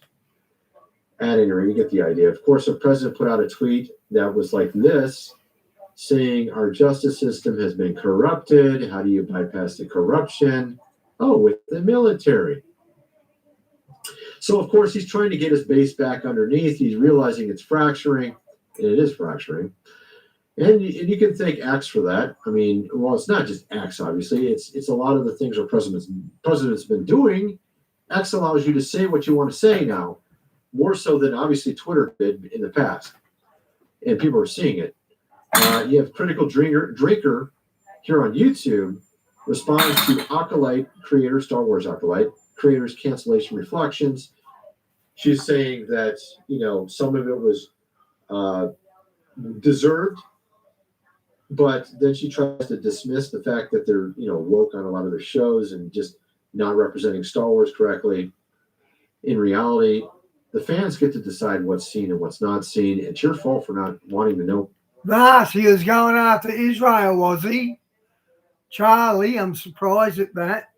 What the fans want. So, at any rate, you got that story. And last time, I wanted to get into this. This is not last, actually, but this is actually a big thing. Kim Clement. So he's had so many predictions come true. We've talked about it on this channel, numerous predictions. For some reason, I can't talk today. I should just do a stream on Kim Clement, even though he likes the Pope. What he predicted is coming true, so I might do a Kim Clement tomorrow. Saying words wrong. You have here RFK. He predicted him. Well, so what he did is he predicted back in like 2009 that a Kennedy would join our president, Trump. This was 2009, before he even started to run. He said he would be president, and then a Kennedy would join him. And he said he would have 2 terms. How did he predict that way back when? He predicted so many things correct. I've covered numerous things he's predicted correctly. We have a new one here where he says that a huge Jesus revolution's coming to America. We're not even in it yet. We're going to start seeing it happen right now. And we're already starting to see the beginnings of it. If you go over to Acts, it's almost... Okay, I haven't looked into it much, but apparently, I know I've said this a couple of days ago, but apparently Kirk's wife, Trump, J.D. Vance, they're all in a circle called the Ninth Circle. It's some sort of ritual. Well, you know what sort of ritual it is, but apparently it's something to do with the Ninth Circle, and Charlie was a sacrifice. And it makes sense. Every other day, one of the top stories is Christians debating, like Orthodox versus Catholic versus Protestant, about females and feminism, about just all manner of topics. Every day it's a new one. There was polygyny for one day. Now, what's the latest one? I think the latest one had to do with baptism. That was yesterday. Sean, he hasn't Mrs. Kirk already got a new boyfriend? I saw that somewhere. Today, I was like, really? Baptism? Everybody's arguing about baptism now? Okay. So people are arguing about baptism. They were talking about, what about people who never heard the gospel? That was another thing they were debating about. And so I think we're starting to see the beginnings of this sort of revolution towards God again in America. And he said in one of his predictions that, let me just read what he says here. Then shall take over the internet. They will take over the internet, and then they will go viral, and they shall say, Jesus is cool. They shall speak the name, and it shall go from house to house. My fire shall consume the criminal activities in California. Then it shall spread to New York. Then it shall spread to the South, and it will unbuckle the Bible Belt. I will unbuckle the belt that is in the Bible Belt, and they shall explode with joy, for this nation is ready for the greatest breakthrough ever. It shall be called a revolution like never before. Come on, shout. His word is like fire. And then, of course, his daughter, who is over his channel now because he died like 10 years ago, says that this unbuckling of the Bible Belt means, what does it mean? She said that it means, and I love how he said he's going to unbuckle the Bible Belt. Yes, that was really exciting to me because that's where this is getting into Kentucky. Now we're getting into where there are things in the church in the South that have to be dealt with. And I think the phrase unbuckle, that it's restricting, and no longer will it be restricted by the norms, because God is going to do this in a new way and in a way that's purely coming from him. So it's not going to be dominated by a particular denomination or a particular church person. And actually, we're starting to see that, because a lot of these debates are actually, as iron sharpens iron, so do we sharpen one another. A lot of these debates on X are actually sort of, kind of debunking bad ideas in different denominations. You're seeing, it's basically right now, the Catholics versus Protestants versus Orthodox, and they're all like fighting. And it is pretty cringe, some of the things that they're being said, because they're like, yeah, we're the solo, what was it? Solo, I can't remember what he calls himself, solo trad, or something stupid like that. Solo, it basically means sola scriptura. Sola Chad. I think he calls himself Sola Chad. It's like he's trying to be like some buff Protestant or something. I don't know. It's something retarded. But, and then you got these Catholic bros like, oh, every Protestant would convert if they saw this. I mean, it's just so cringe, it's like cringe. But some of it's good. Trump did say that. Vote for us and you'll never have to vote again.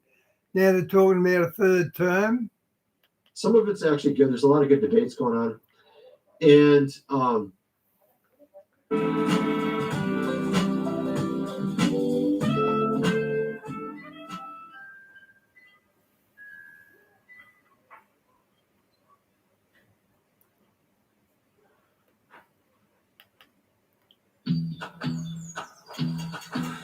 Ah, yeah, that's the feeling. Progress. Momentum. Getting somewhere. That's what it feels like when you bank with Newcastle Permanent. With local experts and a Showed Australia there. That's why I let you see it, Vast, and I didn't delete so it. I think there's a lot of interesting things in this realm as well. We're seeing a lot of hypocrisy in the church, a lot of ministers getting exposed. Carl Lentz got exposed. He was head of Hillsong. And interestingly, Ruslan here on YouTube, who's the latest Christian bro on YouTube, he's defending and interviewing Carl Lentz. He's having on this guy that... Okay, Hillsong was probably about 10 miles from my place. So they used to send this bus. I lived in a block of flats. They used to send this bus to take you to the sermons. And I wasn't Christian yet. I thought I'd go check it out. I went 5 times. The first 4 times it was... For the first 4 times, they bludged money off you. On the 5th time, when the actual star of the show, Brian Houston, come on, I've lost my train of thought. Sorry, guys. Checks into churches and make sure that they're financially being honest. And he has them onto his show, and he's lost my train of thought, guys. Sorry. Like arguing with them and like kind of being. It's like Ruslan's turning into the old church. You know, I feel like he's turning into one of these old crusty church bro. That's what I was going to say. So we went to the church 4 nights, and all they done was bludge money. And then when the star of the show come on, Brian Houston, there was no mention of money or anything like that. So they only do the money stuff behind the cameras. So that's why I knew Hillsong was no good. Was not the new ones that are actually trying to figure out the truth. Just a crusty church bro that wants to hold up the old stuff, the old ways, the old 501c3. You know. Thanks, Bobo. I'm not saying he's like, I'm not saying he's like Kenneth Copeland or something. He isn't. But he's hanging out with the Calvinist bros. He's hanging out with all the establishment dudes. But what's interesting is you're seeing people that you would never expect in church, going to church now, former atheists like Joe Rogan. You're seeing even Cosmic Skeptic. I think that's what he used to call himself. What's his real name? I think I got him open here. Oh, I think I just closed it. I can't remember his name. The guy he's like very popular atheist here on YouTube. He's saying that he is now thinking Christianity is more viable and more of a good argument than he used to. You got Amazing Atheist, no longer an atheist. You got Nicki Minaj talking about Christians in Nigeria, which you never expect, which is amazing, right? And she's doing a lot of interesting stuff. I mean, I'm not exactly a fan of her music. Guy, that's like about two months ago. I couldn't hold any thought. Remember that? And it turned out there's some sort of infection in my liver or something. I can't remember why, but I took the meds and got my mojo back. But it was, do you remember that? I used to hate talking because I'd forget what I was saying halfway through. But I'm a fan of what she's doing here. This is some great stuff, talking about what's going on in Nigeria. I mean, almost no one else is doing it. Here you have a hip hop singer, right? A rap singer or whatever you want to call her. Matter of fact, same thing here. I haven't been a big fan of Nicki Minaj. That being said, I respect the stance she's taking. The persecution. It's crazy. And then this is what she said when, the Rainbow fans slammed her for praising our president.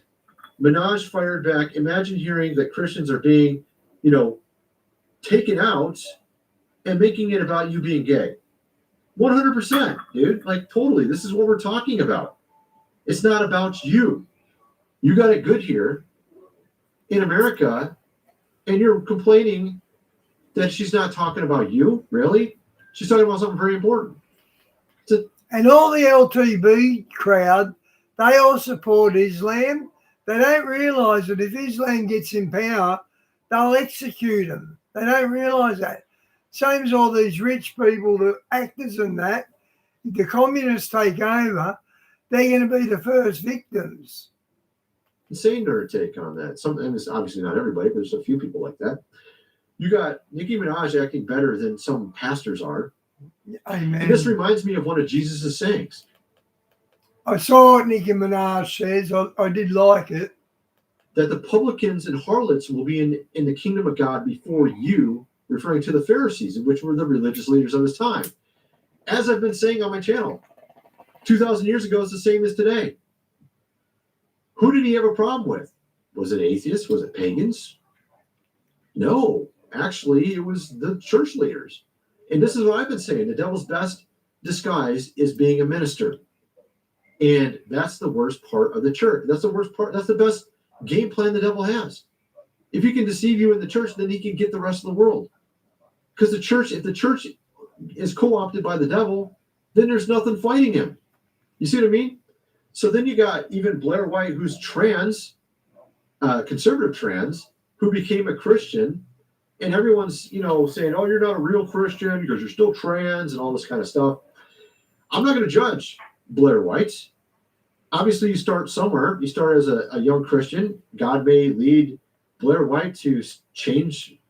A couple of months ago when I couldn't finish sentences, I was really worried because what a horrible way to go getting dementia.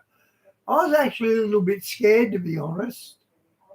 Completely back to what he or she used to be, whatever you want to say. I don't know how you want to say it. I don't know. I've seen people become Christians that were in this community. Some of them changed, some of them don't. Some of them stayed like that. Some don't, some do. A lot of them change, not all. So I'm not gonna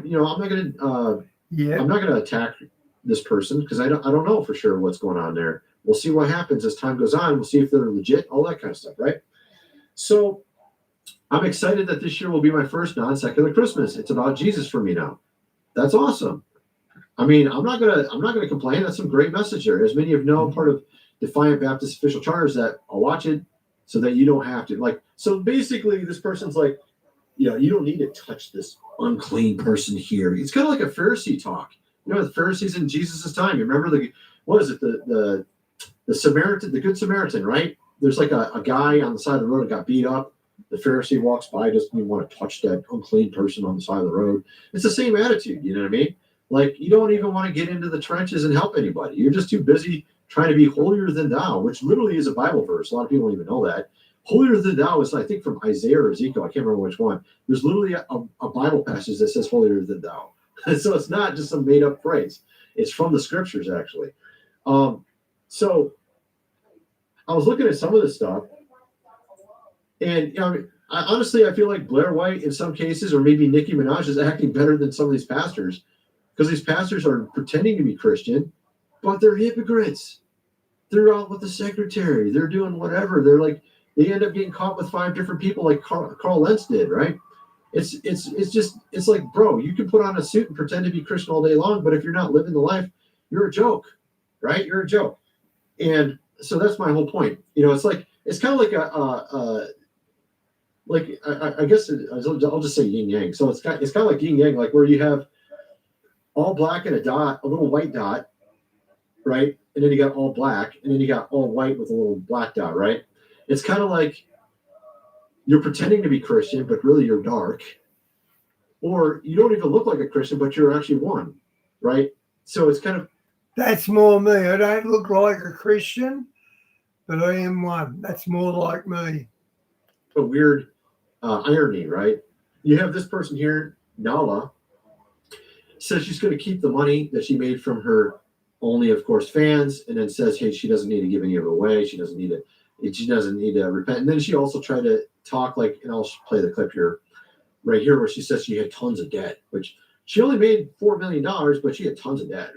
What does that even mean, right? So when I got off of OnlyFans, I had significant debt. I got off of OnlyFans last year, the beginning of last year.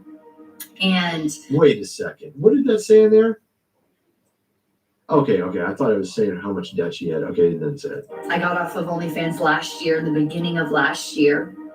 And I owed taxes for the previous year, right? And so now I'm not making that money anymore. And I just want to encourage you guys, because this is actually happening right now to me.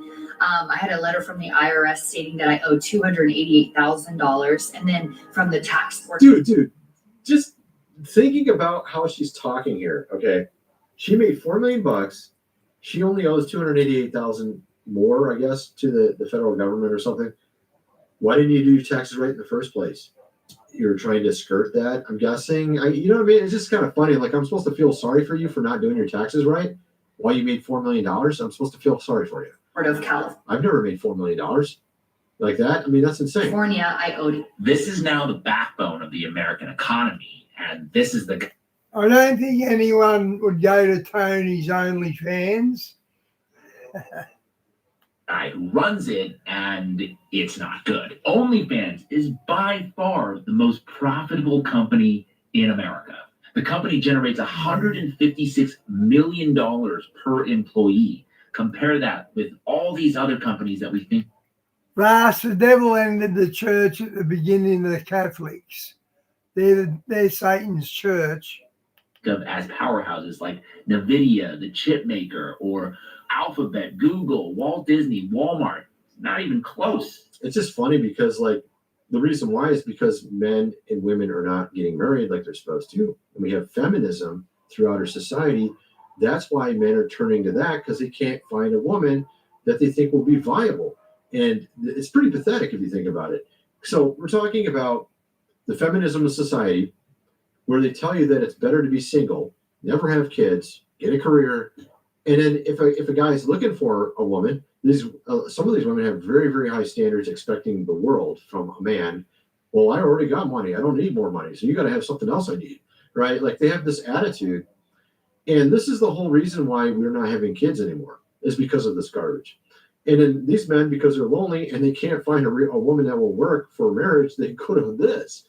And the most popular person on that website is a Christian virgin. Why would that be the most popular person? Because these guys, ironically, it makes sense if you think about it. If these guys are looking for a wife, they can't get one. They have like some weird idea in their head that, hey, I want to have a virgin. I want a Christian woman, and I can't get one because none of them are virgins anymore. And a lot of them are just feminists and they don't want to get married. So they're like, that's sort of true, isn't it? Got this weird idea in their head. Well, maybe I'll just watch this lady here who says she's one. You see what I mean? Like, this is what's going on. This is what's going on. This is literally what's going on. And here's another thing. Yeah, Vars, it was side effects. But until we knew that, it was until I took the meds that got rid of it, we weren't sure. But gee, I was scared. I thought this is an interesting point. I pride myself on my intellect sometimes, and I hate to have that taken away from me. From Willow. Christian women love corn because it gives them scriptural basis to exit their marriages. Well, this is kind of true for a few of them, maybe, with full support of the church and the sisterhood. I think actually a better way to frame this, because I don't really agree 100% with what he's saying there, but I think a better way to say it is they love it because it gives them an edge or something to, sort of Bible beat over their head. Like, you're not a good person. I can use this against you. You're not doing what you're supposed to be doing there, man. So I feel like it's kind of like one of those things where, like, they can use it as sort of like a thing to hit you over the head with. And then they can use it sort of to get their advantage in some way, to make you do what they want, which is sort of honestly, it's sort of like a Jezebel tactic, because she would use whatever to get her way. It's a control mechanism. And you'll see that with a lot of these female influencers that are on the conservative side. They use control mechanisms like this. You have this other lady that Nala's friends with, and she's, by the way, friends with this Lila Rose, who also is friends with Ruslan. Lila Rose, of course, came out and said feminism, the original version, was good, which is not true. And so all these things, I think, add up. it's like a covert sort of feminism in the church. And I've noticed this for 15 years. My first videos on YouTube, I was talking about this, that I found it to be like the men were not in the right place. They were being weak, and they're allowing this to happen. And I felt like that was the case, and I talked about it on video. So it's not just the women, it's the men too. But what it really comes down to is those in charge. Those in charge are men, mostly. Way at the top, way up there, the super billionaires that no one knows about, that are faceless. Those are the ones who purposely made this. Shawnee, when I was a kid, we played on the street in the paddocks. We went hunting for lizards at creeks and things like that. But they've completely changed that now. System the way it is, so they have no competition from other men because they put the woman over the man. So then they have no competition because they're. Now you don't even see a kid playing on the street. Like in my days, all the neighbourhood kids would play on the street until the street lights come on. Then everyone would go home to dinner. Where I live, there's kids here, but I never see them playing on the streets. Up here over everybody else. And that's the way they did it on purpose. This is the way I see it, but anyway, that's my video. Kind of want to see you guys think. Let me know in the comment section below, and thanks for watching. Thank you, Tony. I'll finish with JW, guys.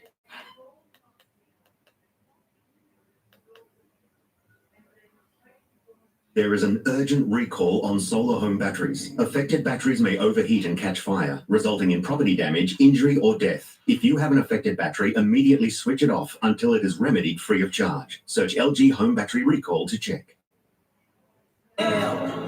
This for he is very, very extraordinary. Not big on Heineken beer. I reckon Australia makes the best beer. More than anyone. The UN's planetary. A strange comic story went global today, and something just doesn't add up about the timing with this story. Daily Mail pushed this story today. Then the Times of Israel echoed something else that was coming. And then right after that, the UN's Planetary Defense posted new material as NASA updated its comment page just this. Okay, I thought it was from Germany, but either way, I still don't like it. Week. Now, the quick question is for you. Do you think this is normal timing or this is strange? Type normal in the chat or strange. Now, I'm not saying that this comment is going to do something devastating to us. I'm simply looking at the unusual timings and evidence that is happening. Now, let's get into the story right now because they are tracking and watching the objects come in like 2025 K1 Atlas, not just 3i Atlas. But the story that was pushed today was a religious leader claims God will punish humanity with a doomsday comet by the end of 2025. And stuff like this doesn't get into the media unless there's a reason or purpose for it to get there. But just wait, and we're going to get along to the story here because this is what's happening.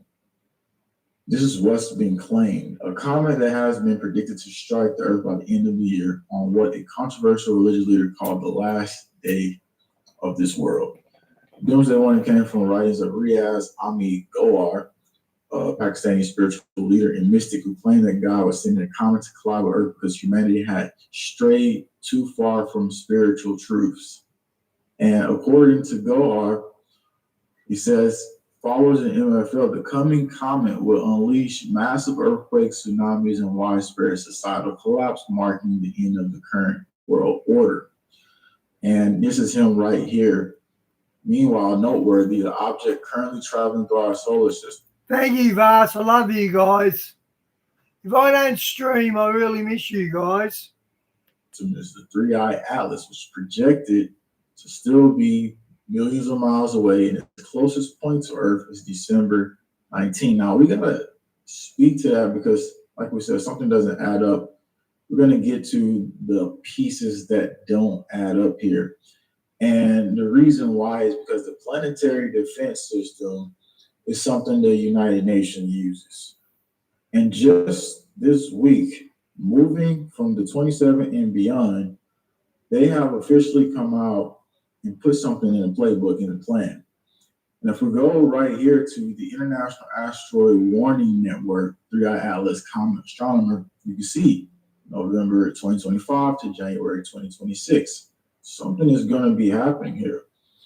And what is that that's going to be happening? I'm going to show you right here. So let's look down at the bottom. The International Asteroid Warning announces a comet campaign from November 27, 2025 through January 27, 2026 to introduce methods for improving astronomy. From the comet observation, the campaign will target 3i Atlas exercise capability of observing community to extract. See, Shawnee just said that Charlie Kirk was doing hand signals. I don't know. I'd never heard of him before he'd been assassinated. But I did, like I said earlier, I did see a video of the Ninth Circle and they're all involved in it. So he may have been a sacrifice. Accurate astronomy. Now, they're calling this thing specifically, let's get to what they're calling a planetary defense. So that, to me, is a little interesting that we're calling this thing planetary defense type of situation. And that just, in my mind, makes me think, what is really going on here? Any question? Good night, Di. I'm out after this too, guys. Still got 10 minutes to go. There's also, where are you from? State the country, if you're in the chat as well, because we're looking into different sequences of these events right now that are currently taking place. Why would you think that they would put something out like this, giving us this update? Now, let's go a little bit deeper into what was said here that apparently Daily Mail thought was so important to come out. It just gives you hints of that 2012 vibe. It's like, oh, it's coming, my God, the asteroid is coming, that type of vibe again. But actually, we've been through that vibe so many times that I'm pretty sure by now we've figured out that, all right, like, why are we hearing this again? And why are we right now even in a situation where we might be duped again through something like this? Or what do you think actually this is something spiritual or something really happening? Or you think it's a government cover-up? So let's check right here and go deeper into the story. So the guy who said this mysteriously disappeared 1 year after his book release in London in September 2001. And we know what happened in 2001. However, his followers continue to maintain a spiritual leader who would be 84 today. He's still alive and currently in hiding. That's what they claim. Over 2 decades ago, Gohar Shahi added that the signs of the Doomsday Comet had already been seen in the solar system, with part of the space rock allegedly striking our distant neighbor, Jupiter. The fragment of the comet had already fallen on Jupiter 2 years ago. The scientists are aware of this, and they plan to settle on the moon or any other planet before the comet falls, he claimed in the book. Now, I will say, what's interesting is an article came out, and I'm going to show you really quick, so just stay right here, of the U.S. military saying that they needed to do something on the moon, and it was just this week. So U.S. military to track potential threats coming from the moon came out, and DARPA was a part of this program. So I'm going to flip the screen and let you just see that really quick. Some of you are like, oh, well. I haven't been to the beach yet, Bobo, but it gets warm enough to swim in, no worries. I live about 5 miles from a really good beach. I think I've seen this before. Forex Ultra, zero carbs, 100% beef.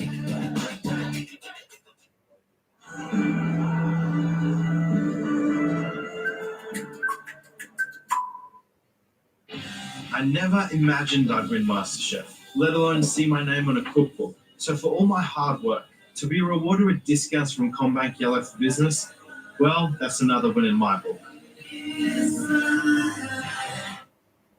It's not just the views that are spectacular. With Hurtigrutens Black Friday sale, get up to 50% off Hurtigruten voyages along Norway's. This robotic puppy looks so real, it completely Check out fools this my puppy, neighbour who's a guys. veterinarian. I've been a grandmother for 15 years, and this is the smartest purchase I've ever made. Last month, I got my granddaughter Emma this smart robotic puppy called Wuffy. I still can't believe what this tiny guy can do. This isn't just some stuffed animal. Wuffy has smart technology inside that recognizes Emma's voice and responds to her. He sits on command, barks when you talk to him, walks around the house, even tilts his head and wags his tail exactly like a real puppy. Man, I want one of Something like them. that happens. So I'll teach him to go grab a beer from the fridge for me. interesting that he's saying all this. I'm just telling you the timing is unusual that all these things are happening. And I'm gonna flip it back to me now. So the question is, why? Why the incoming planetary defense tracking that is going to be happening from the United Nations? Because it seems they're gauging out maybe in a Yeah, Bobo, we don't drink beer for its taste. event that could be happening So it's got 0% alcohol in it. It's not a beer. here, or could be happening in a way in the atmospheres that we don't know about. So check it out. So 2024 exercise capabilities measuring comments, which pose additional astronomical challenges. So IAWN have been planning to do a fall 2025 campaign. Comments present unique challenges, measurement. So I never considered that's a real puppy. I certainly believe it because that's just too good to be true. Yes, orbit predictions, cometary body extended. So again, what we have being presented to us here is they're performing an observing exercise due to its prolonged observability. So this is an exercise that they were going to be performing starting on the 27th. Someone said, wait, wasn't it that had a video of what the moon will look like, something coming from the moon? Yeah, that was me. I actually put that out. It was a few days ago. So what doesn't add up also, we go a little bit deeper into the details, is that they released an article about shocking evidence of this doomsday comet that apparently destroyed ancient U.S. civilization. And they found something at key archaeological sites. And as a matter of fact, it's on the West Coast. So it was specifically some type of quartz. They started looking at these different types of quartz and they started tracking it. You can see on screen right here, right down there, these are some of the objects. So it's the cosmic airbus hypothesis. And notice what it says here. It says a mineral that forms only in such extreme conditions. Discovery of these quartz grains at sites like Murray Springs, Blackwater Draw, and Arlington Canyon aligns with this hypothesis, strengthening the idea that cosmic impacts were a significant driver of the period's rapid climate change and mass extinctions. So this is something, and then if we go down here, this is the specific areas where shock quartz is what they call it, the key indicator that they're using as a critical piece of evidence to maybe in future confirm occurrence of this cosmic airbus or impact. It says these grains, which exhibit unique structural features like glass field fractures, are produced under conditions of extreme heat pressure, such as those generated during nuclear explosions or asteroid impacts. Team behind PLOS, one study utilized a suite of advanced techniques, including electron microscope and energy dispersal spectroscopy, how you say that, to identify the grains at the 3 pivotal archaeological sites in southwestern United States. So you can find them in California, Arizona, and New Mexico. These are like something patterns of the past, stuff that they believe that is coming out. And the person in the chat says, come on, man. Come on, man, what? I'm giving you information that's coming out today. Into these events, like the whole situation here of the coming changes of where we live, the coming changes of society is really not that far off. And all of our differences and everything else will be put aside if some major event was to happen, was to occur, if the earthquakes started to, like, all of this has just surfaced. Check this that out. information we're talking Wow. about. And when it surfaces like this, like, there's usually specific situations where we're put in a situation to either believe the story, or I think there's something much larger going on here. Only reason why is because DARPA and the U.S. military are starting to do different tracking systems. And whether you think this is a spiritual event, let me know. You know, if you think this is the government doing something that we don't know about, also let me know. I'm leaning in between both of those because I'm looking at all aspects of it. I just think that now that everything has aligned up, and the seasons hit the 80 to 100 year cycles, and we have the repeated patterns happening, the whole Earth reset phase they're setting up. And that's something we were talking about. It wasn't too long ago, because the black box, that's constantly being watched and monitored every day. Everything we do, everything I do, this black box is recording. And then when they expect a restart phase to happen, by the way, newsflash, they don't have 100% control over the cycles of the seasons. They can do human-induced activities, which they are. But some of these activities, there's totally out of their control. There is a spiritual nature that exists. There is elements of Earth that has its own activations, and we have a role at that period. And as we arrive at that period, inside of people, there's going to be great changes. Inside of the Earth, there's going to be great changes in the animals, great changes, and we've already seen. We are going to hit a cycle within our own self, battling all the things within, battling the energy coming in, trying to affect you spiritually, going through events with the family, going through events, just everything all at once. You got to get to that place where you can quiet everything out. You can focus in on what really matters. What is your mission? What is your purpose? What is the ultimate situation here as we go through all these events? What are we here for? What is the purpose? And every person here has been serving purpose. They've been in the comment section. They've been helping each other out. They've been doing things. They've been putting the word out that need to be heard. And I think this evolution we're going to go through is going to determine a lot about how we come out of this, and not just in this reality, but the next. This is a huge battle. And yeah, the angels align with the whole ancient warfare that we potentially are set to see. So whatever you believe is going on, I'd like to see in the chat. I'd like to see that you felt. Okay, guys, I'm out. God bless. See you tomorrow. That something significantly spiritual is happening within you. I've been listening to you all in the comments, new people tuning in as well. Subscribe if you're not subscribed, because we're definitely following some things that a lot of people